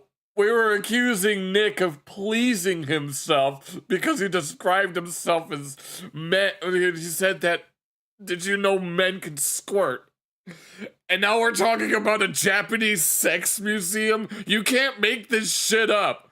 You can't make this up, and I'm so glad we decided to take a look at this. You can't make this shit up. No one in Hollywood can even compare to the absolute cinema that we just witnessed. 2 decades later due to low tourism. Yeah, right. Why? Japan? They're a horny country. Oh my god. The entire interior is filled with sex shrines, sex... Oh my god, well, toys, shit. mannequins, and various sex positions, and giant phallic stone statues. Urban explorers... You could find phallic statues in Göbekli Tepe. frequent the sex museum because its halls are made of artificial caves, and the pitch black interiors make for a haunted experience. Searching through urbex spots, you're bound to reveal... Is that a bullet casing? A lot of strange objects, whether they're items with... And drugs? Deep history, or simply things left behind by other... What are the odds that this isn't salt? I bet you know exactly what that's supposed to be. For explorers. For example, some explorers have found gigantic statues of President's head left alone in the middle of a random Virginia field. The fuck is this? No. The Mount Rushmore ain't got nothing on this. Moved there after the closure of a park they belong to, which I don't know if you've ever seen that. It's pretty sick. They used to all belong to some kind of like amusement park or something, and then like one day they're like, and now they keep sinking into the mud. But it's like a very weird, it almost looks like it's like a set in Dune or some shit. It looks like freaking Easter Island, but here in the U.S. Yeah, it's very weird. One group over in Victoria went to an abandoned wildlife park to find a 16-foot great white shark that had been left behind since 2012. Oh my gosh. Is it dead? We got to get this out of here. We got to put this somewhere in my house. Other discoveries are... You don't want to put a shark... What the hell does that book say? It says sex under the swastika. What the... Who the hell would have a book like that? No, what is it with all these sex jokes? Far less fascinating and much more depressing. Like one man who found an abandoned house. Dozens of bottles of lotion with... Oh my god. No, why is it going in this direction? House lined with endless lotion bottles and what appeared to be dirty, used... No, I wish I had that sound. You know which one I'm talking about. The one that goes, no, that would be perfect in this context, but I don't have that because I think it's kind of an annoying sound. Maybe I think he just broke into some guy's house too. I'm telling you. If you see a dilapidated... No. Oh my god. No, what the hell did this video turn into? A dilapidated house on the side of the road. Someone probably lives there. One 16-year-old Well, now I have to clip this reaction because this was unbelievable. explorer was looking through an abandoned warehouse, only to find that it was stocked with broken down NASCAR vehicles, as well as an absurd amount of Red Bull energy drink pallets. Really? Are those in situations like tens of thousands of energy drinks left behind? Oh my god. This, it's imperative as a member of the urban exploration community that you do not steal or tamper with environments of any spots you come across. What if one of those people decided to crack open one of those Red Bulls? It's often frowned upon when people go out of their way to move things around or decorate areas like abandoned churches, as it takes away the experience for new explorers who want to visit an untouched location. See, I'd that's imagine. what I'm saying. Some people have found as much. On this day in 2014, I found this in an abandoned house. Much as $6,800 in abandoned homes, while others have stumbled into fully stocked. Oh damn, no. The epic man cave. You don't want to know what's crawling in there? Not really. Nope. I don't want to know what's in there. Video game stores easily worth thousands of dollars. I don't think I'm a video game store. Come on, I'm a human. I know I just went on it. I just went against what I was saying. I guess I mean, like, if it's a church or something like that, like, I don't know. There's a difference, probably for no reason in my mind, between like an old dilapidated church or something like that versus like, I don't know, like a video game store that's just like, well, what are these video games gonna do? Sit here and rot? Which it just depends. Are you gonna add them to your collection? Be like, it was the greatest find of my life. That's a cool story. Well, it depends. How well these seem to be Japanese games. Or you like a reselling who's just like, we're gonna make so much money. I don't know. I would take one and leave the rest. If I'm taking. Actually, I would 100% take the money though. Nobody needs it. It's just money. I need that money. No shit. Money. I wouldn't. Give me my money. I want my money now. I take the money because I'd be like, this is a trap. I think that's also why. No, if it was a trap, no, you take that money and you get cursed. That's what'll happen. I feel so kind of like apprehensive is because if it feels too good to be true. Someone has like a red dot on me right now. Most experienced urban explorers will give you a laundry list of equipment you should bring. For starters, most explorers wear some kind of mask to protect against mold and asbestos that are in some of these 100-year-old plus buildings, right? Right, because a lot of them, they're going to be very old and dusty. Right. Next, you'll probably want to wear long sleeves, jeans, closed-toe shoes, because you never know what you could brush against in these places. No shit. You know what kind of things going to be sticking out. Even like rusty metal, all kinds of shit. Cut yourself. Uh-oh. Yeah, a little tetanus. And there you go. You ever have a tetanus shot? Oh yeah, I stepped on a rusty nail in a construction site because I was urban exploring. Were you? That's awesome. Oh my god. It feels like jello going in your arm. Yeah. Also, it's I had a weird bug jump into my finger. I don't know if I was hallucinating. It was after getting stepped on the nail. Oh no. It was either a splinter or a weird bug, but I went to reach out for whatever was crawling in there is probably going to be very creepy. Yeah. Like a wooden those stakes they come in the ground, and a bug like jumped into my finger and was like trying to crawl into it. Oh god. Nobody believes me.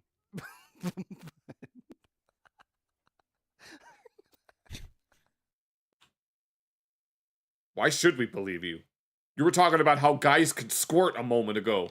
Believe it or not, there have been multiple instances of radioactive material being discovered in abandoned buildings. Oh, Lord have mercy. No, keep that away from me. I don't want to get contaminated like that. In one case, a man stole theft of radioactive material in Tamiku.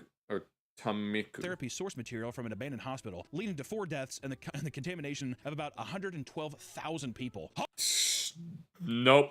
No, there's a reason why Chernobyl is still off limits. Holy shit! If he doesn't die, how long do you get to go to prison for life for that, right? 112,000 people? You also want to bring a flashlight and even a backpack with medical supplies or food, because with all the pitfalls and crumbling infrastructure, you can be trapped for long periods of time in the worst case scenario. Abandoned, stuck inside of a building, which also I'd freak out. My claustrophobia, I'd freak the f out. There's no way. I feel like if I'm in a room. Some explorers even nothing can possibly be scarier than still water. Bring air tanks, especially mine shafts, and this is because is that what the water is? Meaning there's no airflow. Oh, like this, yes. As soon as you turn on the light and you see all the dust particles inside, and you probably need some sort of face mask. Once the oxygen is used up, you can suffocate. It's really fun, really cool too. That cave explorers have to worry about that. Can you imagine crawling to one and you're like, and you just can't breathe? It'd be such a crazy experience. While there are plenty of dangers within the walls of every abandoned building. It looked like it was raided by the police. On the outside, the police can sometimes patrol in order to capture anyone caught sneaking in. Oh yeah, there's there's a building that's somewhere downtown near where I live. I'm not going to say what it is because it's actually a very specific kind of building. But I remember my friends exploring it a few times, but there's usually cops that are outside, keeping an eye on it to prevent people from breaking in. This is why stealing is frowned upon, as it can turn a potential trespassing charge into one for breaking and entering. That's Yep. if you're lucky. On more Reasons why urban exploring isn't for everyone. than one occasion, people have been caught inside abandoned buildings and are essentially swatted with multiple police cars arriving to put out what they think is a serious threat. Some people even get burglary charges and are sent to prison for simply taking random items that they found along the way. Yeah. The video games I'm leaving. That's what the things are doing though, dude. They're sitting there just like One time, Homer called out to Mr. Birds. pick up turtles and Smithers, send in the hounds. time. Like watch me from their SWAT car or whatever. Yeah, they know these apps and they probably patrol the areas. Oh yeah, well definitely. Like all these apps that people are like, it's a cool new app. Like the authorities have got to have some kind of like presence on it. Hey, someone sent us this. Okay, cool. We're just gonna go to this location and like arrest people. One of the more popular urbex photographers, who goes by Drift, was arrested in 2025 by New York Police Department after they tracked him down because he posted pictures of himself at the top of the Empire State Buildings. Well, at least he's all dripped out here. Without any permission. It's just like pretty popular fucking landmark, dude. Wait. I'll at least be a little more subtle. Blobbyland was Bobbyland? Oh, Blobbyland. I was like, Bobbyland? a theme park modeled after the fictional world of Crinkly Bottom, home I don't know who this is. the fictional characters for Mr. Blobby, an iconic character that just so happens to be nightmare fuel for many of the children from the UK during the 90s. I have Okay, of course I wouldn't know what this is, so I'm not British. no idea what the blob Oh, yeah. There are a lot of old buildings where she grew up. is. If you're a UK Are they abandoned, though? person, please let me know if you know Mr. Blobby, because I've never heard of that before in my life. I've never heard about it either until just now. You've heard of it? Okay. Yeah, I think he goes like. But No. Use the audio and then I guess show Blobby. Is that accurate? I don't know. The theme park ran for 3 years and was noticeably underwhelming. Even Oh my god, just like the Barbie thing we took a look at. for children. And over time, the novelty faded, and so did ticket sales, resulting Sounds in the about park being right. shut down for good. For years, the structure stayed up, their colors fading over time as nature began to take over. Yep. And urban exploration videos would showcase what was left of the place. And the deep-seated fear people had of Mr. Blobby made the environment even more creepy. Oh my god, no, that is cursed. Just seeing this, imagine you're going, no, this is something that you would certainly find in a horror game Made it so or a much horror creepier. film. People would tag the building, throwing insults at Noel Edmonds, or even just writing claims like, Mr. Blobby touched me here. Oh no. Once again, I guess we can include that, but many people would come to host all-night drug-fueled raves, where people Of course, there are people doing drugs here. turned up while they lit parts of the buildings on fire. What? Shattered windows or stole animatronics. And Oh, finally, Lord. in 2014, the illegal activity pushed people to do something about it. It was completely demolished, with one polka-dotted toilet prop being donated to an art gallery to keep the history of the park alive. Okay. I actually remember that on Reddit. I think people were I don't know about this. very upset. Land got destroyed. Really? Yeah. One of those things is too, it's just the hindsight of like, it's not popular when it's active, but it just becomes so infamous to the area that it becomes a landmark. Kind of weird balance too, because it's like, what are we gonna just let this place rot? But I guess if people are doing a bunch of, activity there and you can't maintain it, then maybe it is just worth better just. Well, yeah, We're just doing some activities. Young kids are going over there doing drugs and having sex and having fun. Sex and drugs, as Cartman did when he was out of control, Murray, because whatever, these people do what they want. Make it sound awesome. Swanson Funeral Home had to be. Woman calls police after walking into abandoned funeral home and making a terrifying find. Shut down in 2017 after a failed inspection. Nearby neighbors complained of a horrible odor coming from the building. And when inspectors arrived to find the source, they discovered multiple unrefrigerated bodies stacked against a wall inside Oh, Lord. a cardboard box. Fuck. Following its shutdown, the funeral home became a local favorite for urban explorers, and in 2022, a group of 3 decided to venture in. And inside, they found the typical dilapidated ceilings and dusty furniture, but as they went deeper inside and down into the basement, they stumbled upon another horror. Oh, no. Underneath a casket lift lay an arm reaching out towards a cell phone. Oh, hell. A man broke into the funeral home to scavenge copper. While inside, he accidentally cut the elevator cable, thinking it was scrap. Oh, no. And the elevator fell on him. The group quickly left the Jesus. building and contacted the police, letting them know what was inside. Police discovered that this body had only been down there for 6 days and that he was likely alive for some of that period. Oh, no. Because there was an indication. So this guy was crushed by an elevator and he was barely holding on. He was attempting to claw his way out from under the elevator. Oh my god, what a way to die. Damn. This is not the first death to take place in an urbex spot. One man named James Fenton went on a trek that ended up blowing up. How an urban explorer's grisly discovery led to a murder conviction. Opened a previously dead police investigation. The UK man was exploring the White Hill Industrial Estate along with his brother and both of their girlfriends. Everything was fun and games until he noticed a strange looking object. It was just white, dull, kind of bony type material.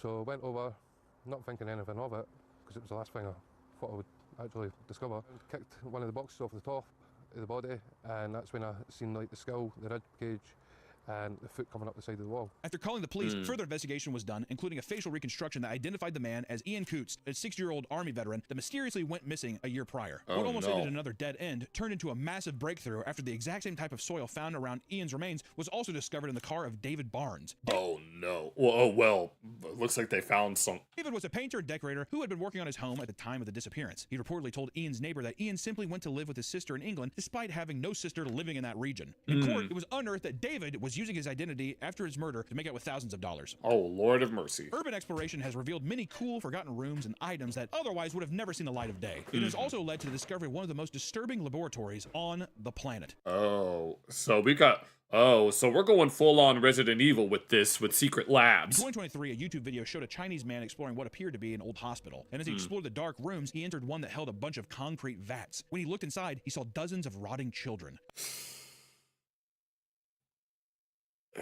That'll do it.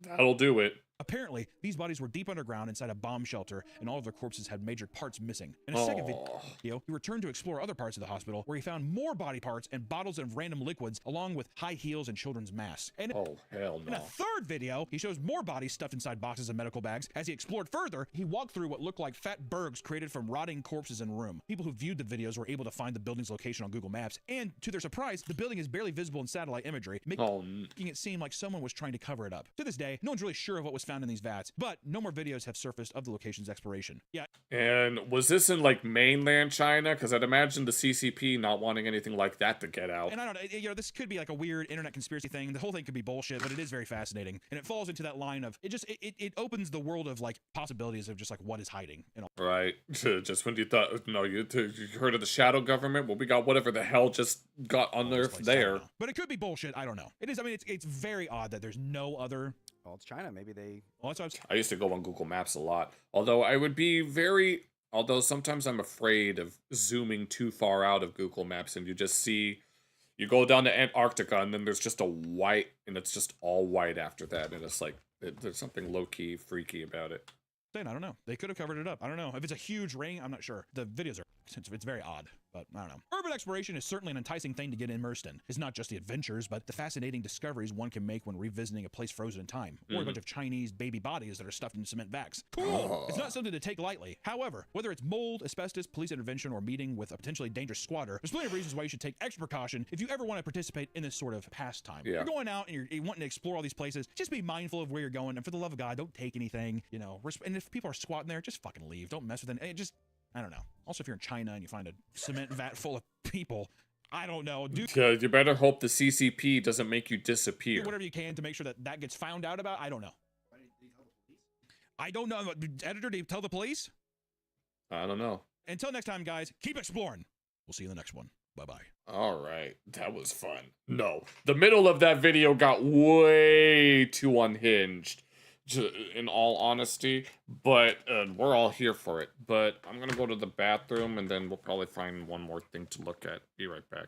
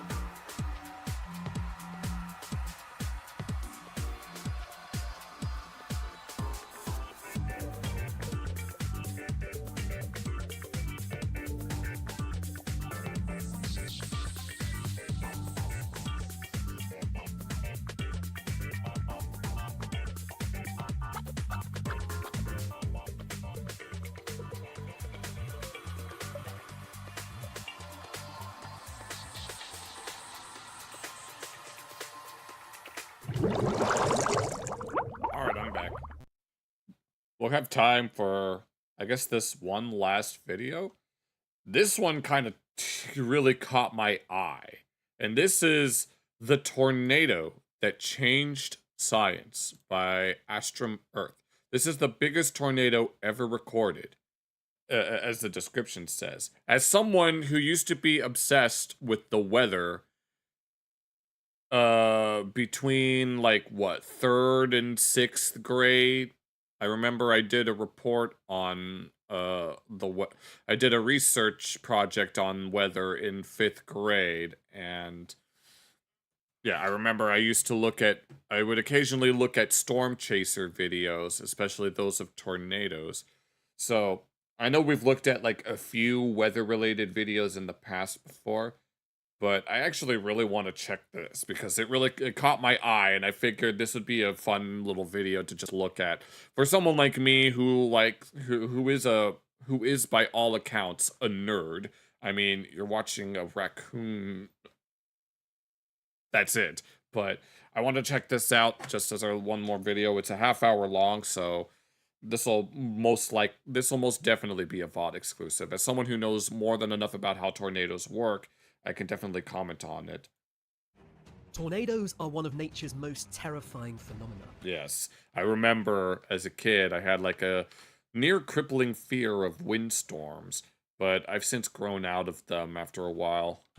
But that doesn't mean that they aren't dangerous. They're very mesmerizing at the very least. Like sometimes I'll stare at one for like hours, like just a picture of them. I had a little science book, like a little, I don't know what you would call it, but that was all about tornadoes, and I remember reading that many, many times and looking at the pictures many, many times. Hot summer days, they appear out of nowhere. Yeah. Spinning themselves up to breakneck speeds before petering out. And even the smallest tornadoes can deal the biggest damage. Into nothing. And then they just stop. Leaving only a trail of destruction in their wake. But not all tornadoes are created equal. Nope. On one humid May afternoon on Oklahoma, May 31st, 2013. In 2013, the sunny skies. I distinctly remember there being this one year where there was just a whole slew of tornadoes within a single day. Over central Oklahoma, darkened. Yep. Deep. And that's how it starts. Purple clouds, the color of a bruised plum, blocked out the sky as a huge supercell storm. And that's just it. Yep. Bruised. And before long, it birthed the mother of all tornadoes.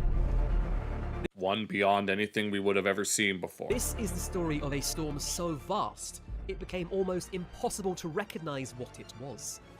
Oh. A twister that in less than 60 seconds expanded from a slender rope to a monster more than 4 kilometers wide. God damn. How much is that in smaller ones usually move faster? Right, because that's something that you also got to take into account. But 4 kilometers, how many is that in miles? The tri-state tornado. Here, let me check. Said 4 wide. 2.5 miles. God damn, no, that's huge. And I'm guessing that's the diameter?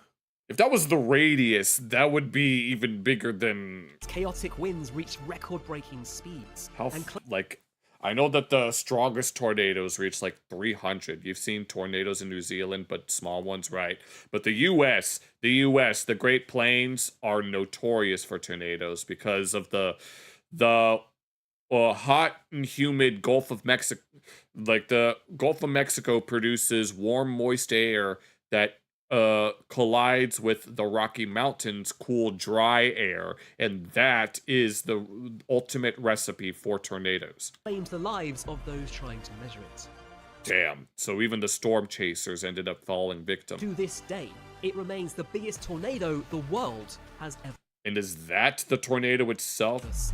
I can't tell where it begins and where. Is this the tornado, or is this the tornado? I can't tell. I'm James Stewart, and you're watching Astrum Earth. Let's go. Join me today as we dissect the anatomy of the largest tornado ever recorded. 11. Uncover the physics behind its erratic behavior, and pay tribute to the science. And how long did this last? Because I know that there are some tornadoes that can last for hours.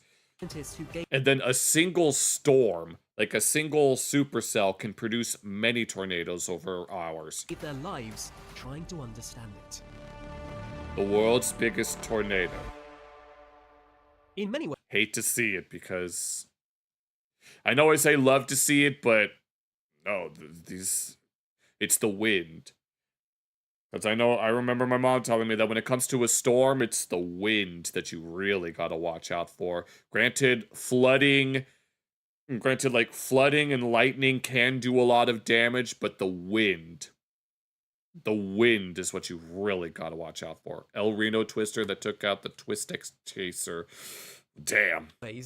Oh, is that the widest? Oklahoma weather in late May could be described as quite agreeable. Warm. That's how it usually starts. The weather starts out nice and warm, but then the conditions will be just right for storms to start developing. Sunny days, not too hot or like I think earlier today there was a severe storm in 2013. I think that's this. Too cold. Yeah. At night. It was what? Sorry. It's quite agreeable. Warm sunny days, not too hot or too cold at night. Yeah, there was a tornado in Lemon, and they also had one in 2022. But don't let this deceive you. Nope, they always start out with nice days. I do know that one of the telltale signs that storms are coming is if during the sunrise, you'll see like sort of red skies with the, what would they be? Altocumulus clouds. Usually when you see a certain cloud covering in the morning, then there will be storms later. But if you see that exact same cloud covering in the evening, the next day is going to be nice. These warm and pleasant days can all too often be cooking something sinister. Yes, I've witnessed this more than once. Oklahoma sits at the heart of Tornado Alley. Yeah, this is Tornado Alley. This pretty much comprises the Great Plains of the U.S. A geographic corridor in the central U.S. In a certain part of the year, I don't remember what part of the year this shifts this way. I think it's towards the fall. I'm drawing a blank. Where the continent's most volatile air masses collide. Yes. And the 31st of May 2013 was not just a normal spring day. Less than 2 weeks earlier. Yes, and here, the clouds start to just build up. The state had seen an EF5 tornado. The strongest possible on the EF or enhanced Fujita scale used to measure these storms. Or Fujisaki scale, as Dale Gribble would call it. Ravaged the city of Moore. Even now, that was the costliest tornado ever to hit Oklahoma. Yep. Now, the air was hanging heavy near the city of... Yes, this one. Yes, this is the one that... I figured that we were talking about this one. Yes, in El Reno. Just Reno, 50 kilometers from Moore. The atmosphere was primed with a volatility... Yeah, I guess that's the one we're talking about now. That any... Look up the Otis Project for drone footage of them. We might check that out. Meteorologists would recognize in a heartbeat as... Yeah. The significant storm probability in 31st of May. Being absolutely perfect for forming a tornado, also known as a twister. Conditions that would entice any storm chaser worth their salt straight there. Damn, that's a lightning strike Let's get if right I've ever down seen into it. And break this atmospheric powder keg down into its ingredients. Firstly, the air was extremely unstable. And what do I mean by that? Well, the sun had been baking the warm Oklahoma plains, heating the ground and the air above it. As warm air is less dense than cold air, it will rise like a hot air balloon for as long as its temperature remains warmer than the air. Warm air rises and cold air sinks, which is why it's very cold in my basement, but it's very warm up in the upstairs bathroom. Around a cyclone called Gabrielle, and it impacted Auckland and Gisborne. Yeah. I know they're called different things in different parts of the world. Like in East Asia, they're typhoons. Here in the U.S., we call them hurricanes. And I know that in India or the Indian Ocean, they're called tropical cyclones or something like that. I don't know why we have different names for them. Like, I know that in the Southern Hemisphere, they I know that the Northern and Southern Hemispheres, the cyclones spin differently because of, I think it's the Coriolis effect. But I don't know if it's like the composition of the water or if it's something else that causes us to give them different names.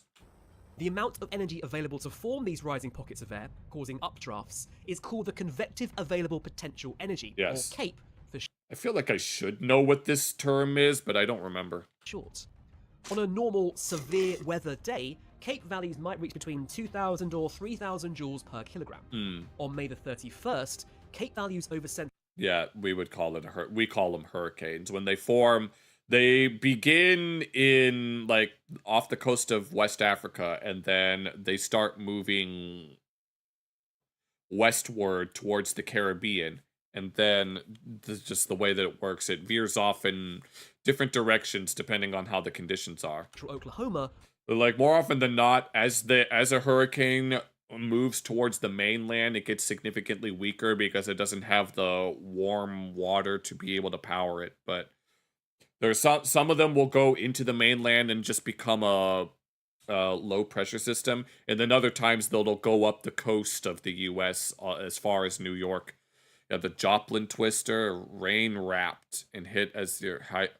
Oh, I feel like I think I know about the Joplin one. Trade winds, yes, that too. Yeah, I think I know about the Joplin one, kind of, but were around 4,500 to 6,000. In other words, there was a lot of energy in the air, and that powder keg was just waiting for a spark. In addition to this large Cape value, there was plenty of lift. Yeah. The cold front was moving down from the northwest, Right. and a dry line, the boundary separating moist Gulf air from dry desert air, was I didn't know that was a thing. coming in from the west. The intersection of these boundaries. Yeah, 1931, very big earthquake.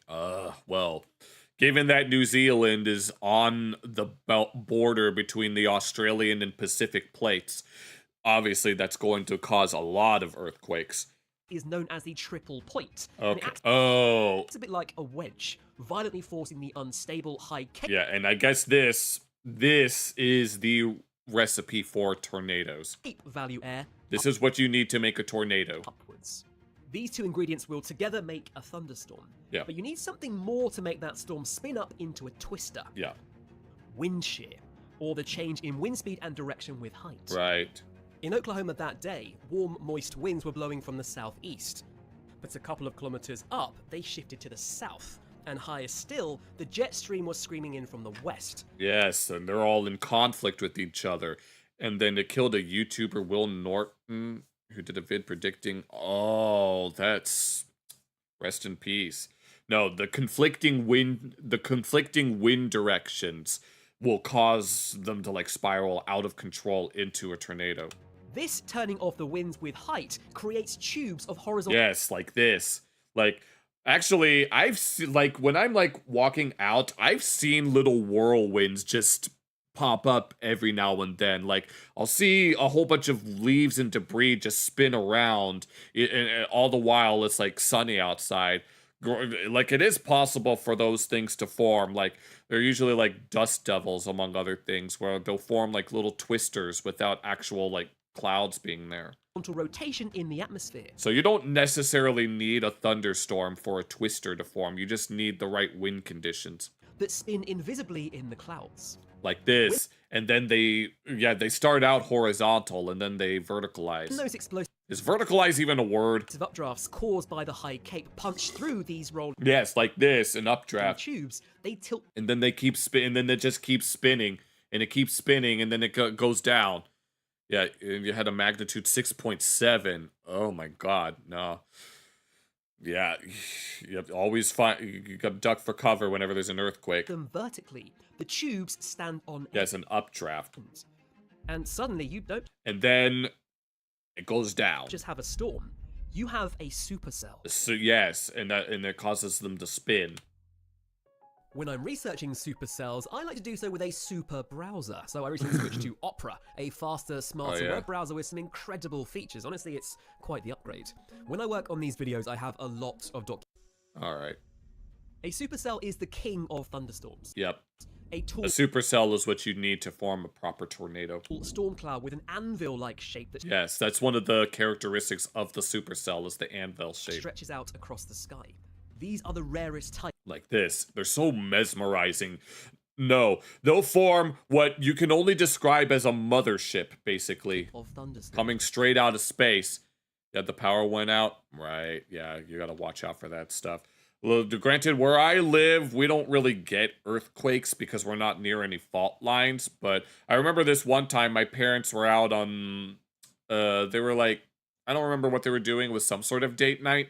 And then they remember there was like an earthquake that took place like a few states south of where we live.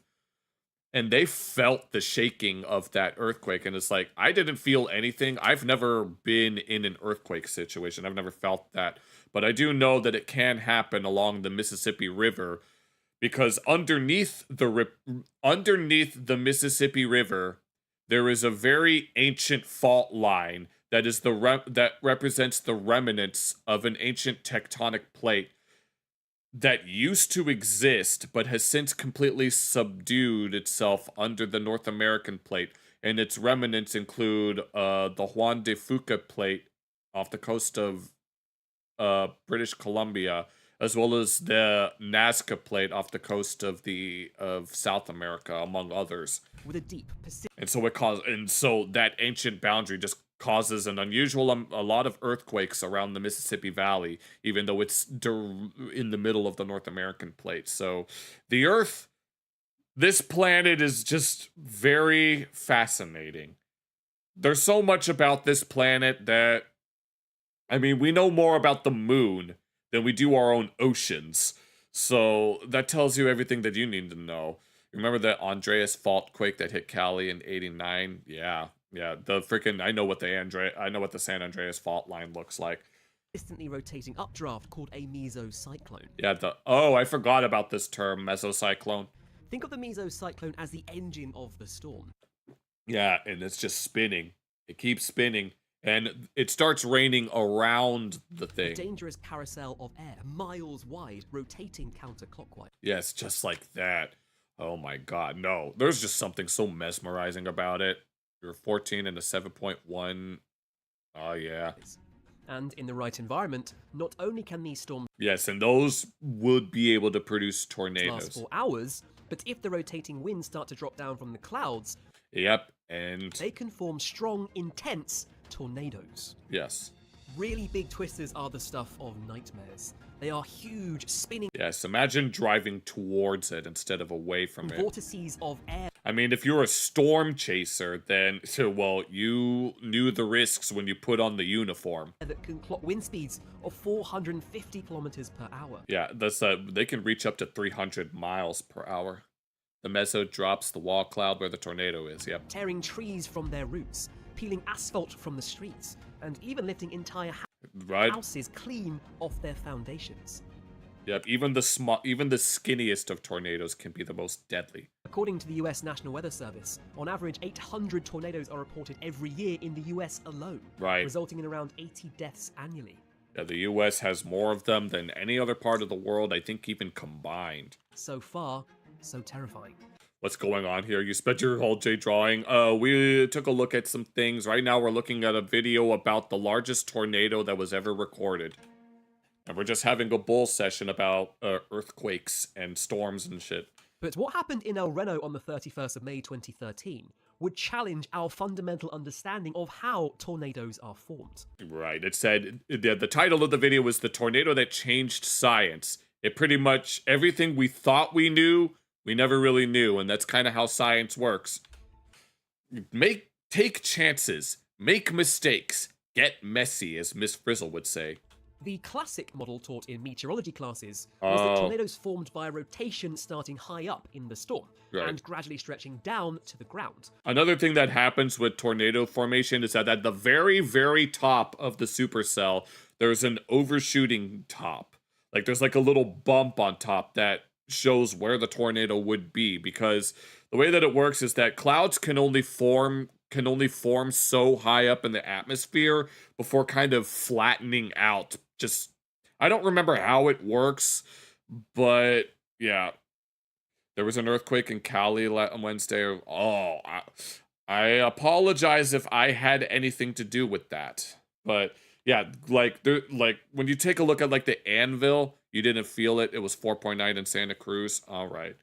Well, at least you weren't affected. But when you look at a large storm cloud like that, it flattens off at the top, because I don't remember how it works. It flattens off at the border of the stratosphere. It might be some pressure related thing. I don't remember how it works, but whenever a tornado does form under a supercell, at the very top, they just call it an overshooting top. Prompted by something called a rear flank downdraft, dragging the rolling tubes I mentioned before down to the surface. Yep. Forecasters and storm chasers would watch their radar screens, seeing the rotation tighten up in the air and waiting Doppler radar was in its heyday in the 90s, right? for it to descend into what's called the dynamic pipe effect. Uh-huh.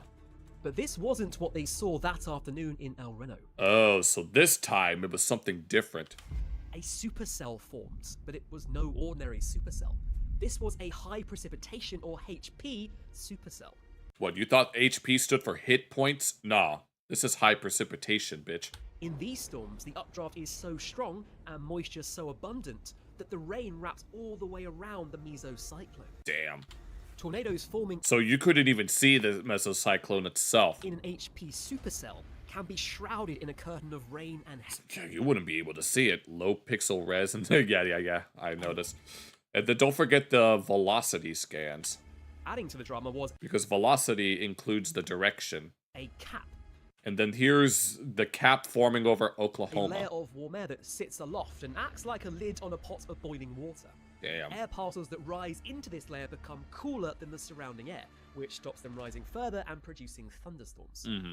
And this suppression can be dangerous. Yep. It allows heat and moisture to build up underneath the cap, with pressure mounting until the lift becomes too strong and the cap breaks. Yeah. And the biggest tornado in New Zealand was one in 1948. Do you know what level it was? That's exactly what happened at around 4:30 p.m. At least in terms of the modern scale. That day.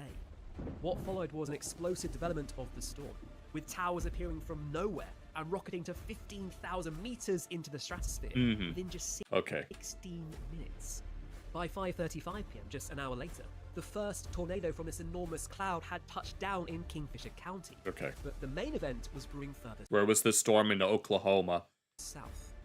At 6:03 p.m. At the path of the El Reno tornado. EDT, a few miles southwest of El Reno, the rotation reached the surface. Tornado! There it is. Initially, it didn't look like touchdown. Photos from the first few minutes saw a small, dusty whirl under a dark, brooding wall cloud. Yeah, it looked like your average tornado. Alley, it would have seemed like just a small. This just looks like this is your typical day in the Great Plains of the U.S. I can navigate around that, no problem. But the radar data recorded that day tells a different story. Yep. What the researchers found, in my book, makes tornadoes more menacing than ever. Storm researchers Dr. Jana Hauser and Dr. Howard Bluestein were parked on a nearby overpass with their Raxpol, Rapid Scan X-band polarimetric mobile research radar. Oh.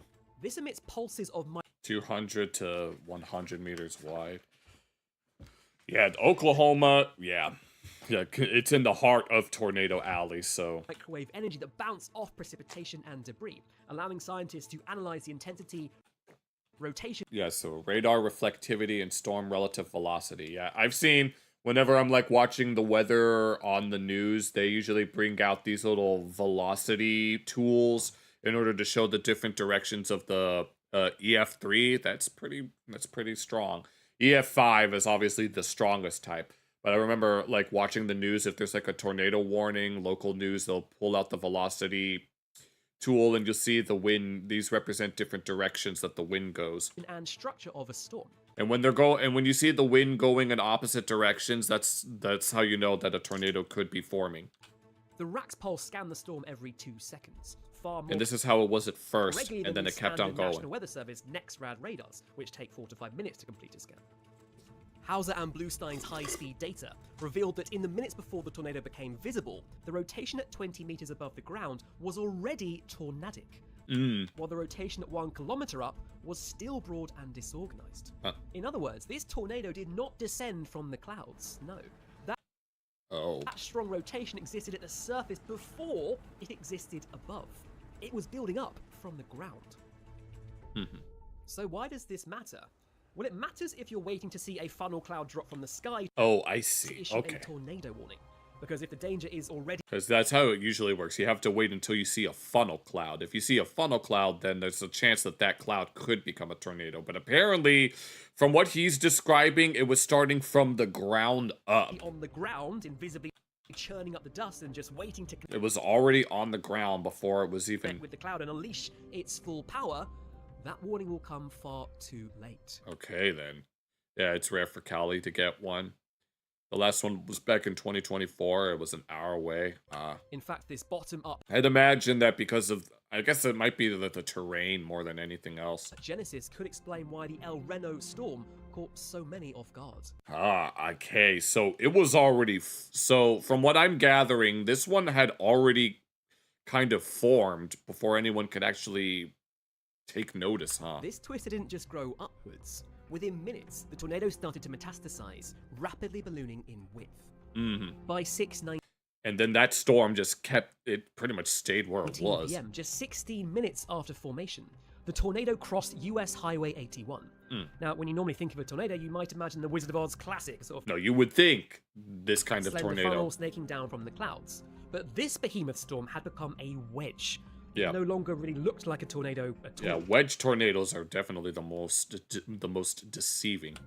In Twister terminology, a wedge is a tornado that is wider than it is tall. Yes. But even that description fails here. I guess not. I guess it the would. The base of the cloud dropped significantly until it was almost on the ground. It was as if it was already... The entire rotating wall cloud became the tornado. To an observer on the ground, specifically one... No, this would look like... just, the wall cloud. That's another technical term. To the east, direction... You would think that it's the cloud itself, but no. That is the tornado. Moving in. It wouldn't look like a funnel at all. Instead, it would appear to be a dark, horizon-spanning wall of fog and rain, indistinguishable from the background sky. And this monstrosity hiding in plain sight was still growing. And it was just... Damn. It was already... As if it wasn't already big enough. Radar measurements confirm that at its peak, the width of the tornadic winds reached an extraordinary 4.2 kilometers. Let that sink in. That's roughly as far as the eye can see to the horizon. Yeah, damn. 2.6 miles. Yes, I did this conversion earlier. That's a little over 2.5 miles. Nearly 14,000 feet, a tenth of a marathon. Damn. The width of Manhattan Island at 42nd Street. Good lord, no, that's actually pretty big. Just imagine a wind vortex spanning across New York. No, yes, a tornado the size of this whole area, perhaps even bigger than this. I guess that's how big it was. City from the Hudson. This whole city would be completely engulfed in wind and clouds and dust. The East River, grinding everything in between. This tornado broke the previous world record for width, held by the Hallam, Nebraska tornado of 2004, by nearly 200 meters. Damn. But size was only half the equation. Right. The other half was speed.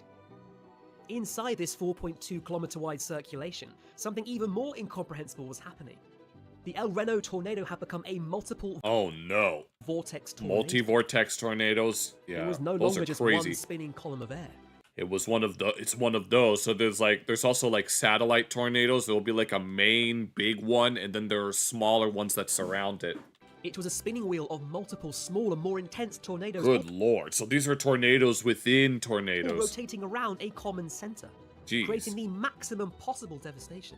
And these sub-vortices can be incredibly powerful. Yep. Think of a figure skater spinning. When they pull their arms in, they spin faster. Right. Well, the same thing's happening here. The core circulation becomes unstable and breaks down into smaller eddies. Damn. Each of these eddies, the sub-vortices... I completely forgot about the term eddy. Eddy is a term for like a very small whirlpool.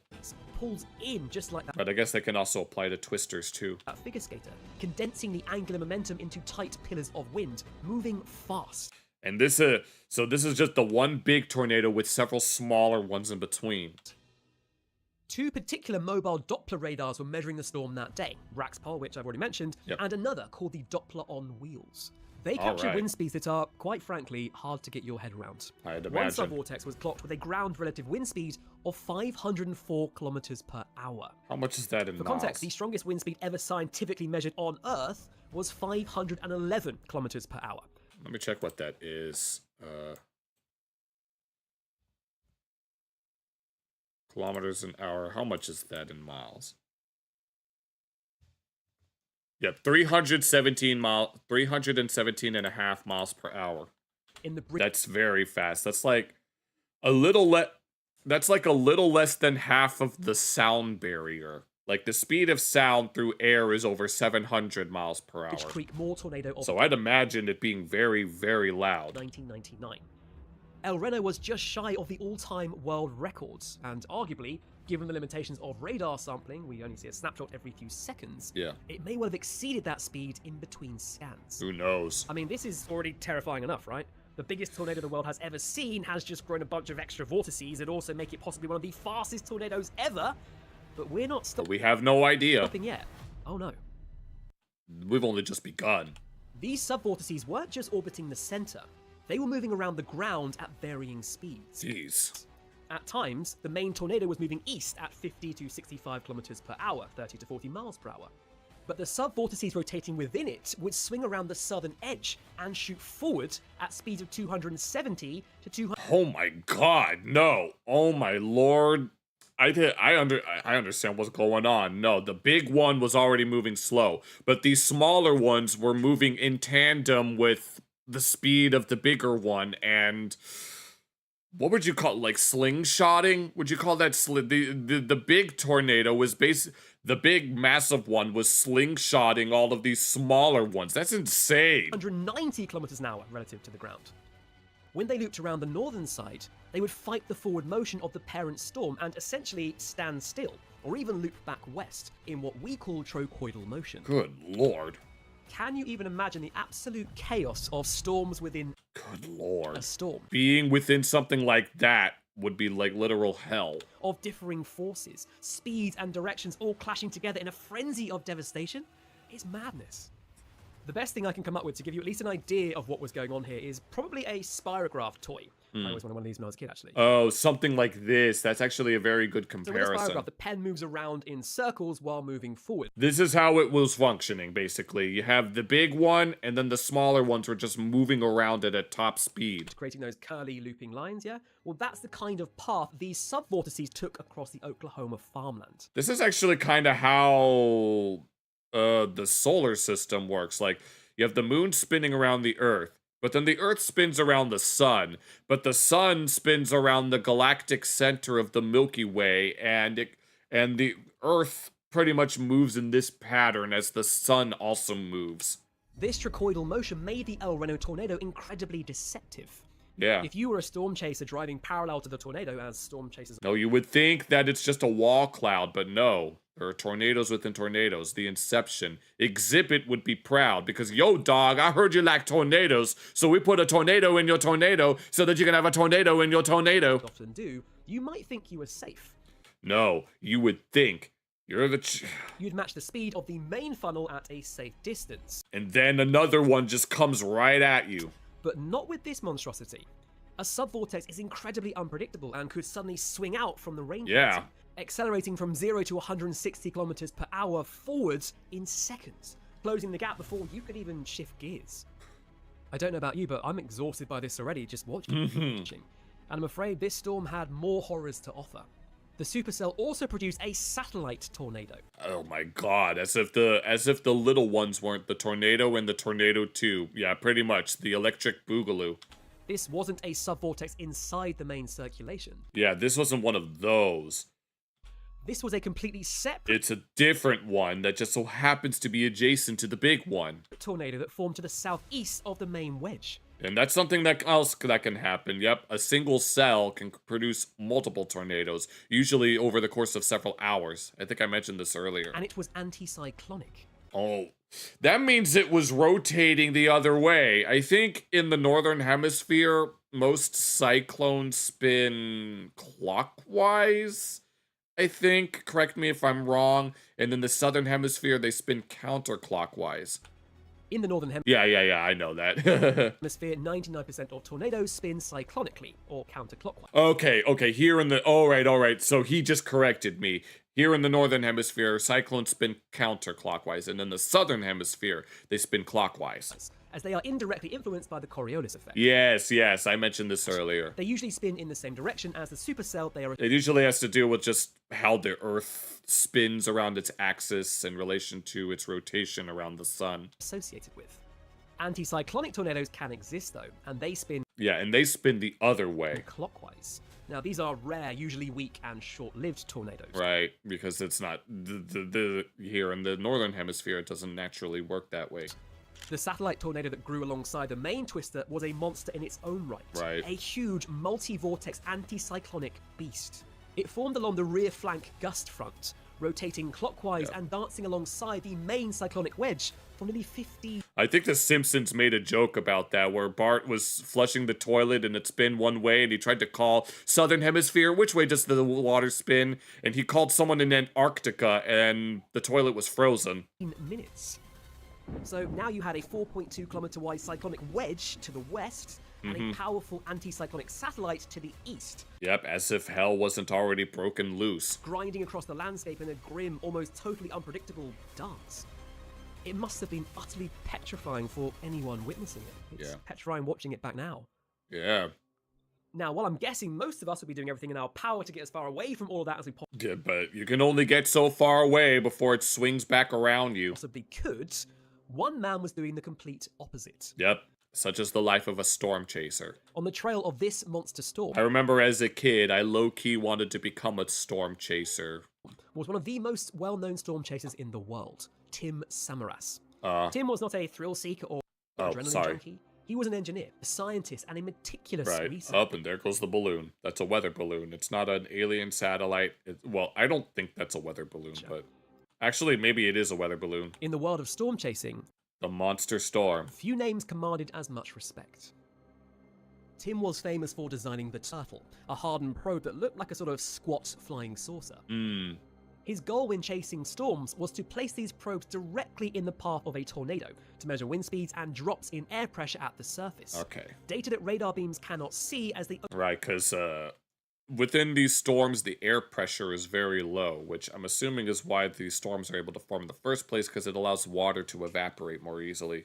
Overshoot the horizon. Whenever the air pressure is very high, it usually results in clear weather. He had successfully deployed these probes in front of violent tornadoes before, including the Manchester, South Dakota F4 storm in 2003, where he documented a record-breaking pressure drop of 100 as depicted in Twister millibars. Tim was known as the safest chaser in the business. He didn't take better safe than sorry unnecessary risks. He studied the data, learned everything he... Yes, on this... Yeah, the classic anvil supercell. Yeah, it flattens out at the top. I can never remember why it happens. I just know it never goes beyond a certain level of the atmosphere. Could about tornado meteorology and always planned his intercepts with mathematical precision. On May 31st, 2013, Tim was leading his research team, TwistX, tactical weather instrumented sampling in near tornadoes experiment. With him in his white Chevrolet Cobalt were his son, Paul Samaras, 24, and a videographer, and... Yeah, earthquakes are... Yep, earthquakes cause a lot of tsunamis as well. There will be an earthquake that can happen in Japan, and then a tsunami will affect the coast of the US. Yes, the edge of the stratosphere. I figured it was the stratosphere. They never get higher than the stratosphere, except in the context of a tornado's overshooting top. But yeah, with regards to earthquakes and tsunamis go hand in hand. Carl Young, 45, a meteorologist and longtime storm chase partner. They were actually out on a different mission, chasing unusual lightning, transient luminous events, or TLEs. Oh yeah, I've seen plenty of these, even when it's not raining. Some people call it heat lightning, but it's just regular lightning. Superstorms on the plains. Tim and his team had missed out on the more tornadoes. Storms now initiating south of Watonga along Triple Point. Dangerous day ahead for OK. Stay weather savvy. 10 days earlier, and had seen the conditions brewing around El Reno that day. They were scheduled to be TwistX team, let's go. Further north on this occasion, but decided the potential for a huge tornado would be too good to miss. Right. So they decided to head south to attempt to deploy pods in the path of the El Reno storm. The aim was to gather data on near-surface winds, data that could help engineers build stronger houses and potentially help save lives in the future. Right. At approximately 6:20 p.m., the TwistX team was driving east on the Reuter Oh, and here it comes. A gravel road south of El Reno, running parallel to the tornado. Ahead of them was another chaser, Dan Robinson in a Toyota Yaris. Dan's rear-facing dashcam captured images of the Twistex vehicle. They were headlights in the rain, following the grid road, keeping pace with And is that the tornado itself behind them? the storm. But the storm was changing. Remember the expansion before? Oh, wait, here it At comes. 6:03 p.m., the Damn, you saw that lightning strike? tornado was small, but by 6:24 p.m., it It had already gotten so much bigger. was 2.6 miles wide. The Twistex And you can see these little ridges along the edge of the cell. Now you can see them just spinning and spinning. team and Dan Robinson ahead of them were not driving They have these, so low-key, they can be very terrifying. next to the tornado anymore. Because the tornado was wrapped in And then here it rain, comes, and I because its guess. outer circulation had expanded so rapidly, the edge of the storm was much closer than it appeared visually. Oh, you mean like when you have a rear view mirror and then it says objects in the mirror are much closer than they appear, and I guess that's what was going on here. The wall of rain wasn't just rain. It was the outer wall of the 500-kilometer-an-hour vortex, It was the tornado. and they were driving straight into it. We can only tell the rest of this story because the timeline of their final chase has been reconstructed through GPS logs, radar analysis, and dash cam footage from other chasers. Damn. Like Skip Talbot from Skip Talbot Storm Chasing, who very kindly helped us with footage and maps in this video. Thank Let's you so go. much, Skip. You can see more tornado footage from him at the link here. All right. When hunting a tornado down, storm chasers look for what's called the inflow notch, a Yep. clean slot of air feeding into the tornado. This usually signifies the leading edge of the storm. However, as the El Reno tornado expanded, It took a sharp turn at them. Yep. the inflow notch began to I could probably figure that out rather quickly. close up or wrap around. The clear air they were driving in was actually being pinched off by the expanding circulation. Unexpected. Tim An unexpected sharp turn. Nope. You might think that a tornado. No, sometimes a tornado will be going a certain direction, but then suddenly it'll veer off course. Samras, astute observer that he was, likely realized this. He remarked on the radio, "There's no rain here. We're in a bad spot." Nope, because a tornado doesn't usually form when it's already raining, but it usually rains around wherever it would form. Being in a rain-free area when the storm should be raging implied they were deep in the inflow jet, Yep. directly in the path of the expanding vortex, rather than safely on the periphery. Then, the tornado did the unthinkable. It turned. There it goes. The tornado was almost 3 miles wide. No way to get away. Yeah. Instead of continuing east-southeast along the No, you would think it would just continue that way, but path any seasoned it was storm going chaser would north. expect it to take. It hooked sharply north, then curled back. But while the center of the storm turned, the southern flank of the tornado, the wind field, surged outward. Dan Robinson, still ahead of Tim, realized something was wrong. He floored the car and pushed no, you go. through the storm. You gotta go. When something, you always have to, whenever something unexpected happens, you gotta change your plans at a moment's notice. Tim, Paul, and Carl, however, were just 20 or 30 seconds behind him. Ah. And those 20 seconds in this Yeah, forget the speed. No, in a scenario like this, fuck the speed limit. You gotta get the hell out of there. case would prove to be the difference between life and death. As the Twistex Cobalt moved down Royter Road near the intersection with Radio Road, a violent subvortex swung around the southern edge of the parent tornado. It didn't just hit them, it swallowed them whole. Good lord. So it wasn't even the thing itself. It was one of the many smaller ones that were already inside of it. Radar analysis suggests the winds in this specific subvortex were approaching 320 kilometers per hour. Oh my lord. The There Chevy was Cobalt, no way. weighing 1.3 tons, was lifted and thrown nearly 800 Oh my god. meters through the air. Yep, that'll do it. That'll do it. When the wreckage was found, it was unrecognizable. Oh my lord. The 3 men were killed instantly. Rest in peace. This was the first time in history that storm chasers had been killed by a tornado. It sent a shockwave through the community that is still felt today. Son of a bitch. Yep, the satellite ones. God damn it. No, that got to me. No, I felt the weight. No, I just felt a weight in my chest, like just now. No, that got to me. No, I'm not gonna lie. No, I could feel tears forming in my eyes from this. I was like, God damn. If Tim Sam And I didn't even, and this is my first time learning about this one. Even then, I'm feeling things, and even now I'm feeling things. Samras, the cautious, calculating expert, could be caught. then no one was safe. Mm-hmm. And it wasn't. And it was all secondhand. Yeah. Oh my god. And even after that, there was still time for a rainbow to form. A fourth one got. Just Twistex. One of the tornado's subvortices had just narrowly missed Mike Betts and the Weather Channel Tornado Hunt crew.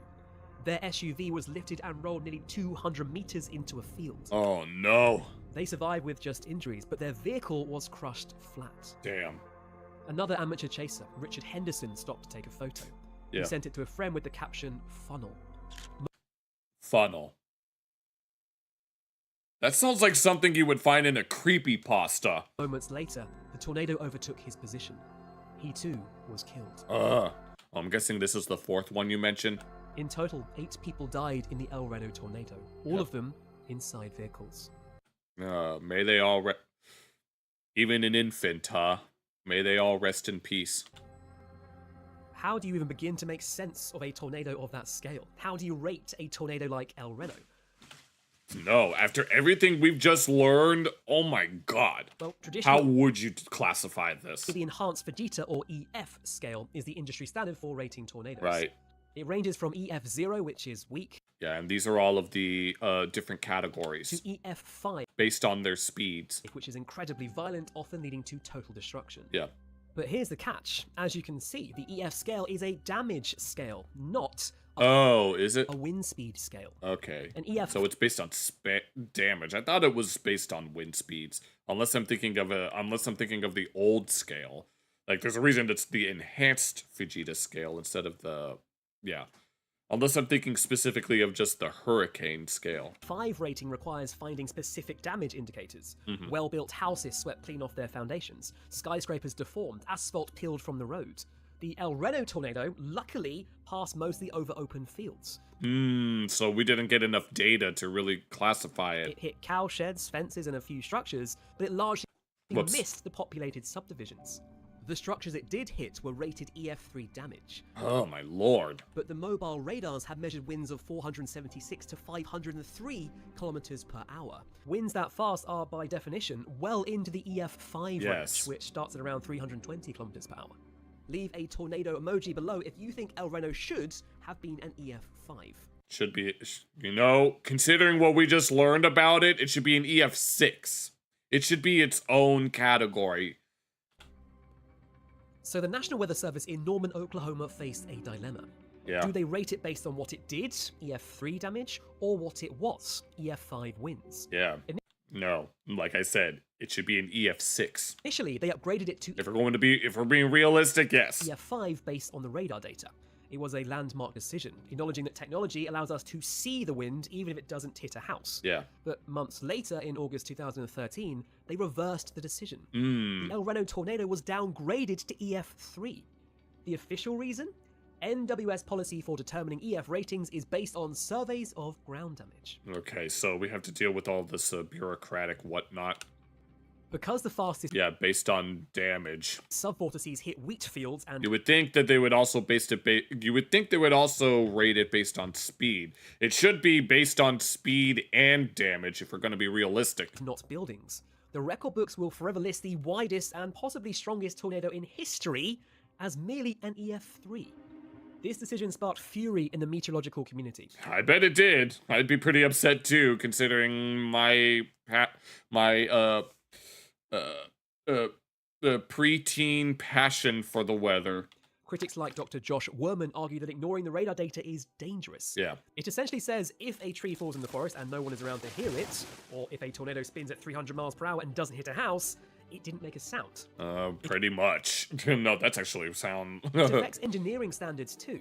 If we assume tornadoes only reach EF3 strength in this region because that's what the damage says, we might underbuild critical infrastructure like nuclear plants, hospitals, or even schools. This is making a very, very good point. The El Reno tornado highlighted a glaring flaw in our classification system. Yep. No, I mean, we as humans, we are hardwired to want to organize and classify things into convenient categories. Excuse me. But if those categories have some sort of fundamental flaw, then what's the point of even using them? Excuse me again. The disconnect between the hazard, the wind, and the impact, the damage. Yeah. To the scientists who... Because even like I said, even small tornadoes can do a crap ton of damage, but would you be able to classify that? How would you classify something like that? measured it, and to the families of those lost, there is no doubt. It was an EF5. The El Reno tornado of 2013 stands as a grim milestone in severe weather history. It forced a re-evaluation of safety protocols. For one, the safe southeast quadrant of the tornado is no longer assumed safe when dealing with massive erratic wedges. Yeah. It also prompted a debate about chaser convergence, that is to say, the sheer number of people clogging Oh yeah, all of the people that would come together. the roads, potentially blocking escape routes, which is only Oh, that's actually pretty true. growing as amateur storm chasers vie to get new footage. Yeah, if you're no. On that day, thousands of locals spooked Traffic leaving El Reno. Oh, all of these people trying to get away, and then I guess there's storm chasers that are blocking everything, or maybe there's other stuff that's getting in the way. by the Moore tornado just 11 days prior had fled their homes, jamming up the interstates. If the El Reno tornado had not lifted before reaching the traffic jam on I-40, the death toll could have been in the hundreds. Who knows? But scientifically, El Reno gave us a lot of data to think about. Yep. We now know tornadoes can form from the ground up. We know Yep, the whole time we thought they had to form from the top. Actually, I think I vaguely remember learning that they could form from the ground up, but... they can expand to unimaginable widths in seconds.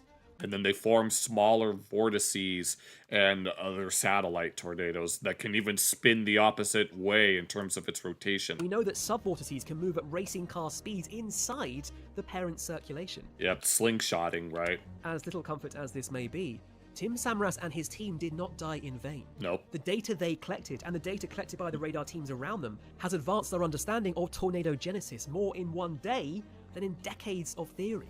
Yep. They stared into the abyss so that others wouldn't have to. Yep. When the sacrifice of one leads to the survival of the many. 2013 El Reno tornado remains an outlier. A freak of nature that pushed the boundaries of size and speed. It's a humbling reminder that no matter how much we study the atmosphere, no matter how many radars we build or how many papers we write, there is still a wildness to the wind that cannot be fully tamed. It reminds us that the line between observer and participant is thinner than we ever thought. Yep. We watch the sky with a little more caution now, a little more respect. And I know I, for one, won't look at movies like Twister in the same way again. Probably not. I've never seen that movie, but... Apparently La Nina is doing something that it shouldn't this year. I don't remember what La Nina is. I know what El Nino is. It's the heating phenomenon off the coast of South America, but no, that was insane. No, I definitely learned a lot. I know they say that you learn something new every day, but this definitely, I hope we all learned something today. Like they do it in in classic South Park, because I learned something I learned something today. When you learn something today, you learn something today. And when you learn something today, you learn something today. And yeah. Damn nature. You scary. All right. You could get Weather Spotter trained for free. I'd imagine. I mean, anyone can get a whole bunch of camera equipment and shit. And all sorts of other equipment, and go find the nearest supercell and try to film it in hopes of capturing a tornado or something else like that. But if you're not careful, then yeah, you'll meet the same fate as the guys that ended up losing theirs. Okay. Well, anyway. It is 4:24 where I lived, which means, yeah, 100%. Can people survive on them? No, probably not. Well, it depends. Well, it depends on the strength of the tornado. If it's like small and not that dangerous, then you could live through it. I know that there are some, like around where I live, the tornadoes are so small that you can kind of drive right through them, but even then, the small ones can be pretty dangerous. Never underestimate the power of a twister. Yeah, they monitor it. They never actually go full in there. But you always try to watch from a safe distance and try to really keep an eye on what it's doing and its behaviors, because even the most predictable can be the most erratic. But it is almost 4:30, and apparently the card shop I go to on Sundays to play Yu-Gi-Oh! Is going to be open tomorrow, so if someone got burned 100%... Oh, in a hot spring? Look up Skywarn training in your area. Oh, yeah. I'd imagine if you fall into a hot spring like that, you'd have to get out of there right quickly. If you get burned like that, you're going to need a lot of skin grafts, right? Which I don't know how that works, but I guess it depends on how quickly you can get yourself out of there. But I don't know how that works. So, let's see. Oh, we got through everything I wanted to look at, and we definitely... Oh, man, no, this was crazy. This will definitely be a VOD exclusive for anyone who's really into that kind of thing, but, you know. But, yeah. So, I'm gonna call it a night for now, since I gotta wake up early for card game stuff. So, I hope you guys enjoy... Yeah, that'd be very painful. I hope you guys enjoyed our little 300 subscribers Let's Up Those Numbers special. We'll be back. I'll be back on Monday night / Tuesday morning for... we'll continue our playthrough of RE7. Hopefully I'll be able to finish it up in time to play Resident Evil 8. And all of that. So, because I am really looking forward to playing Requiem, but I want to make sure that we get through those games first. So, thank you all so much for watching. I'll see you guys then. Take care.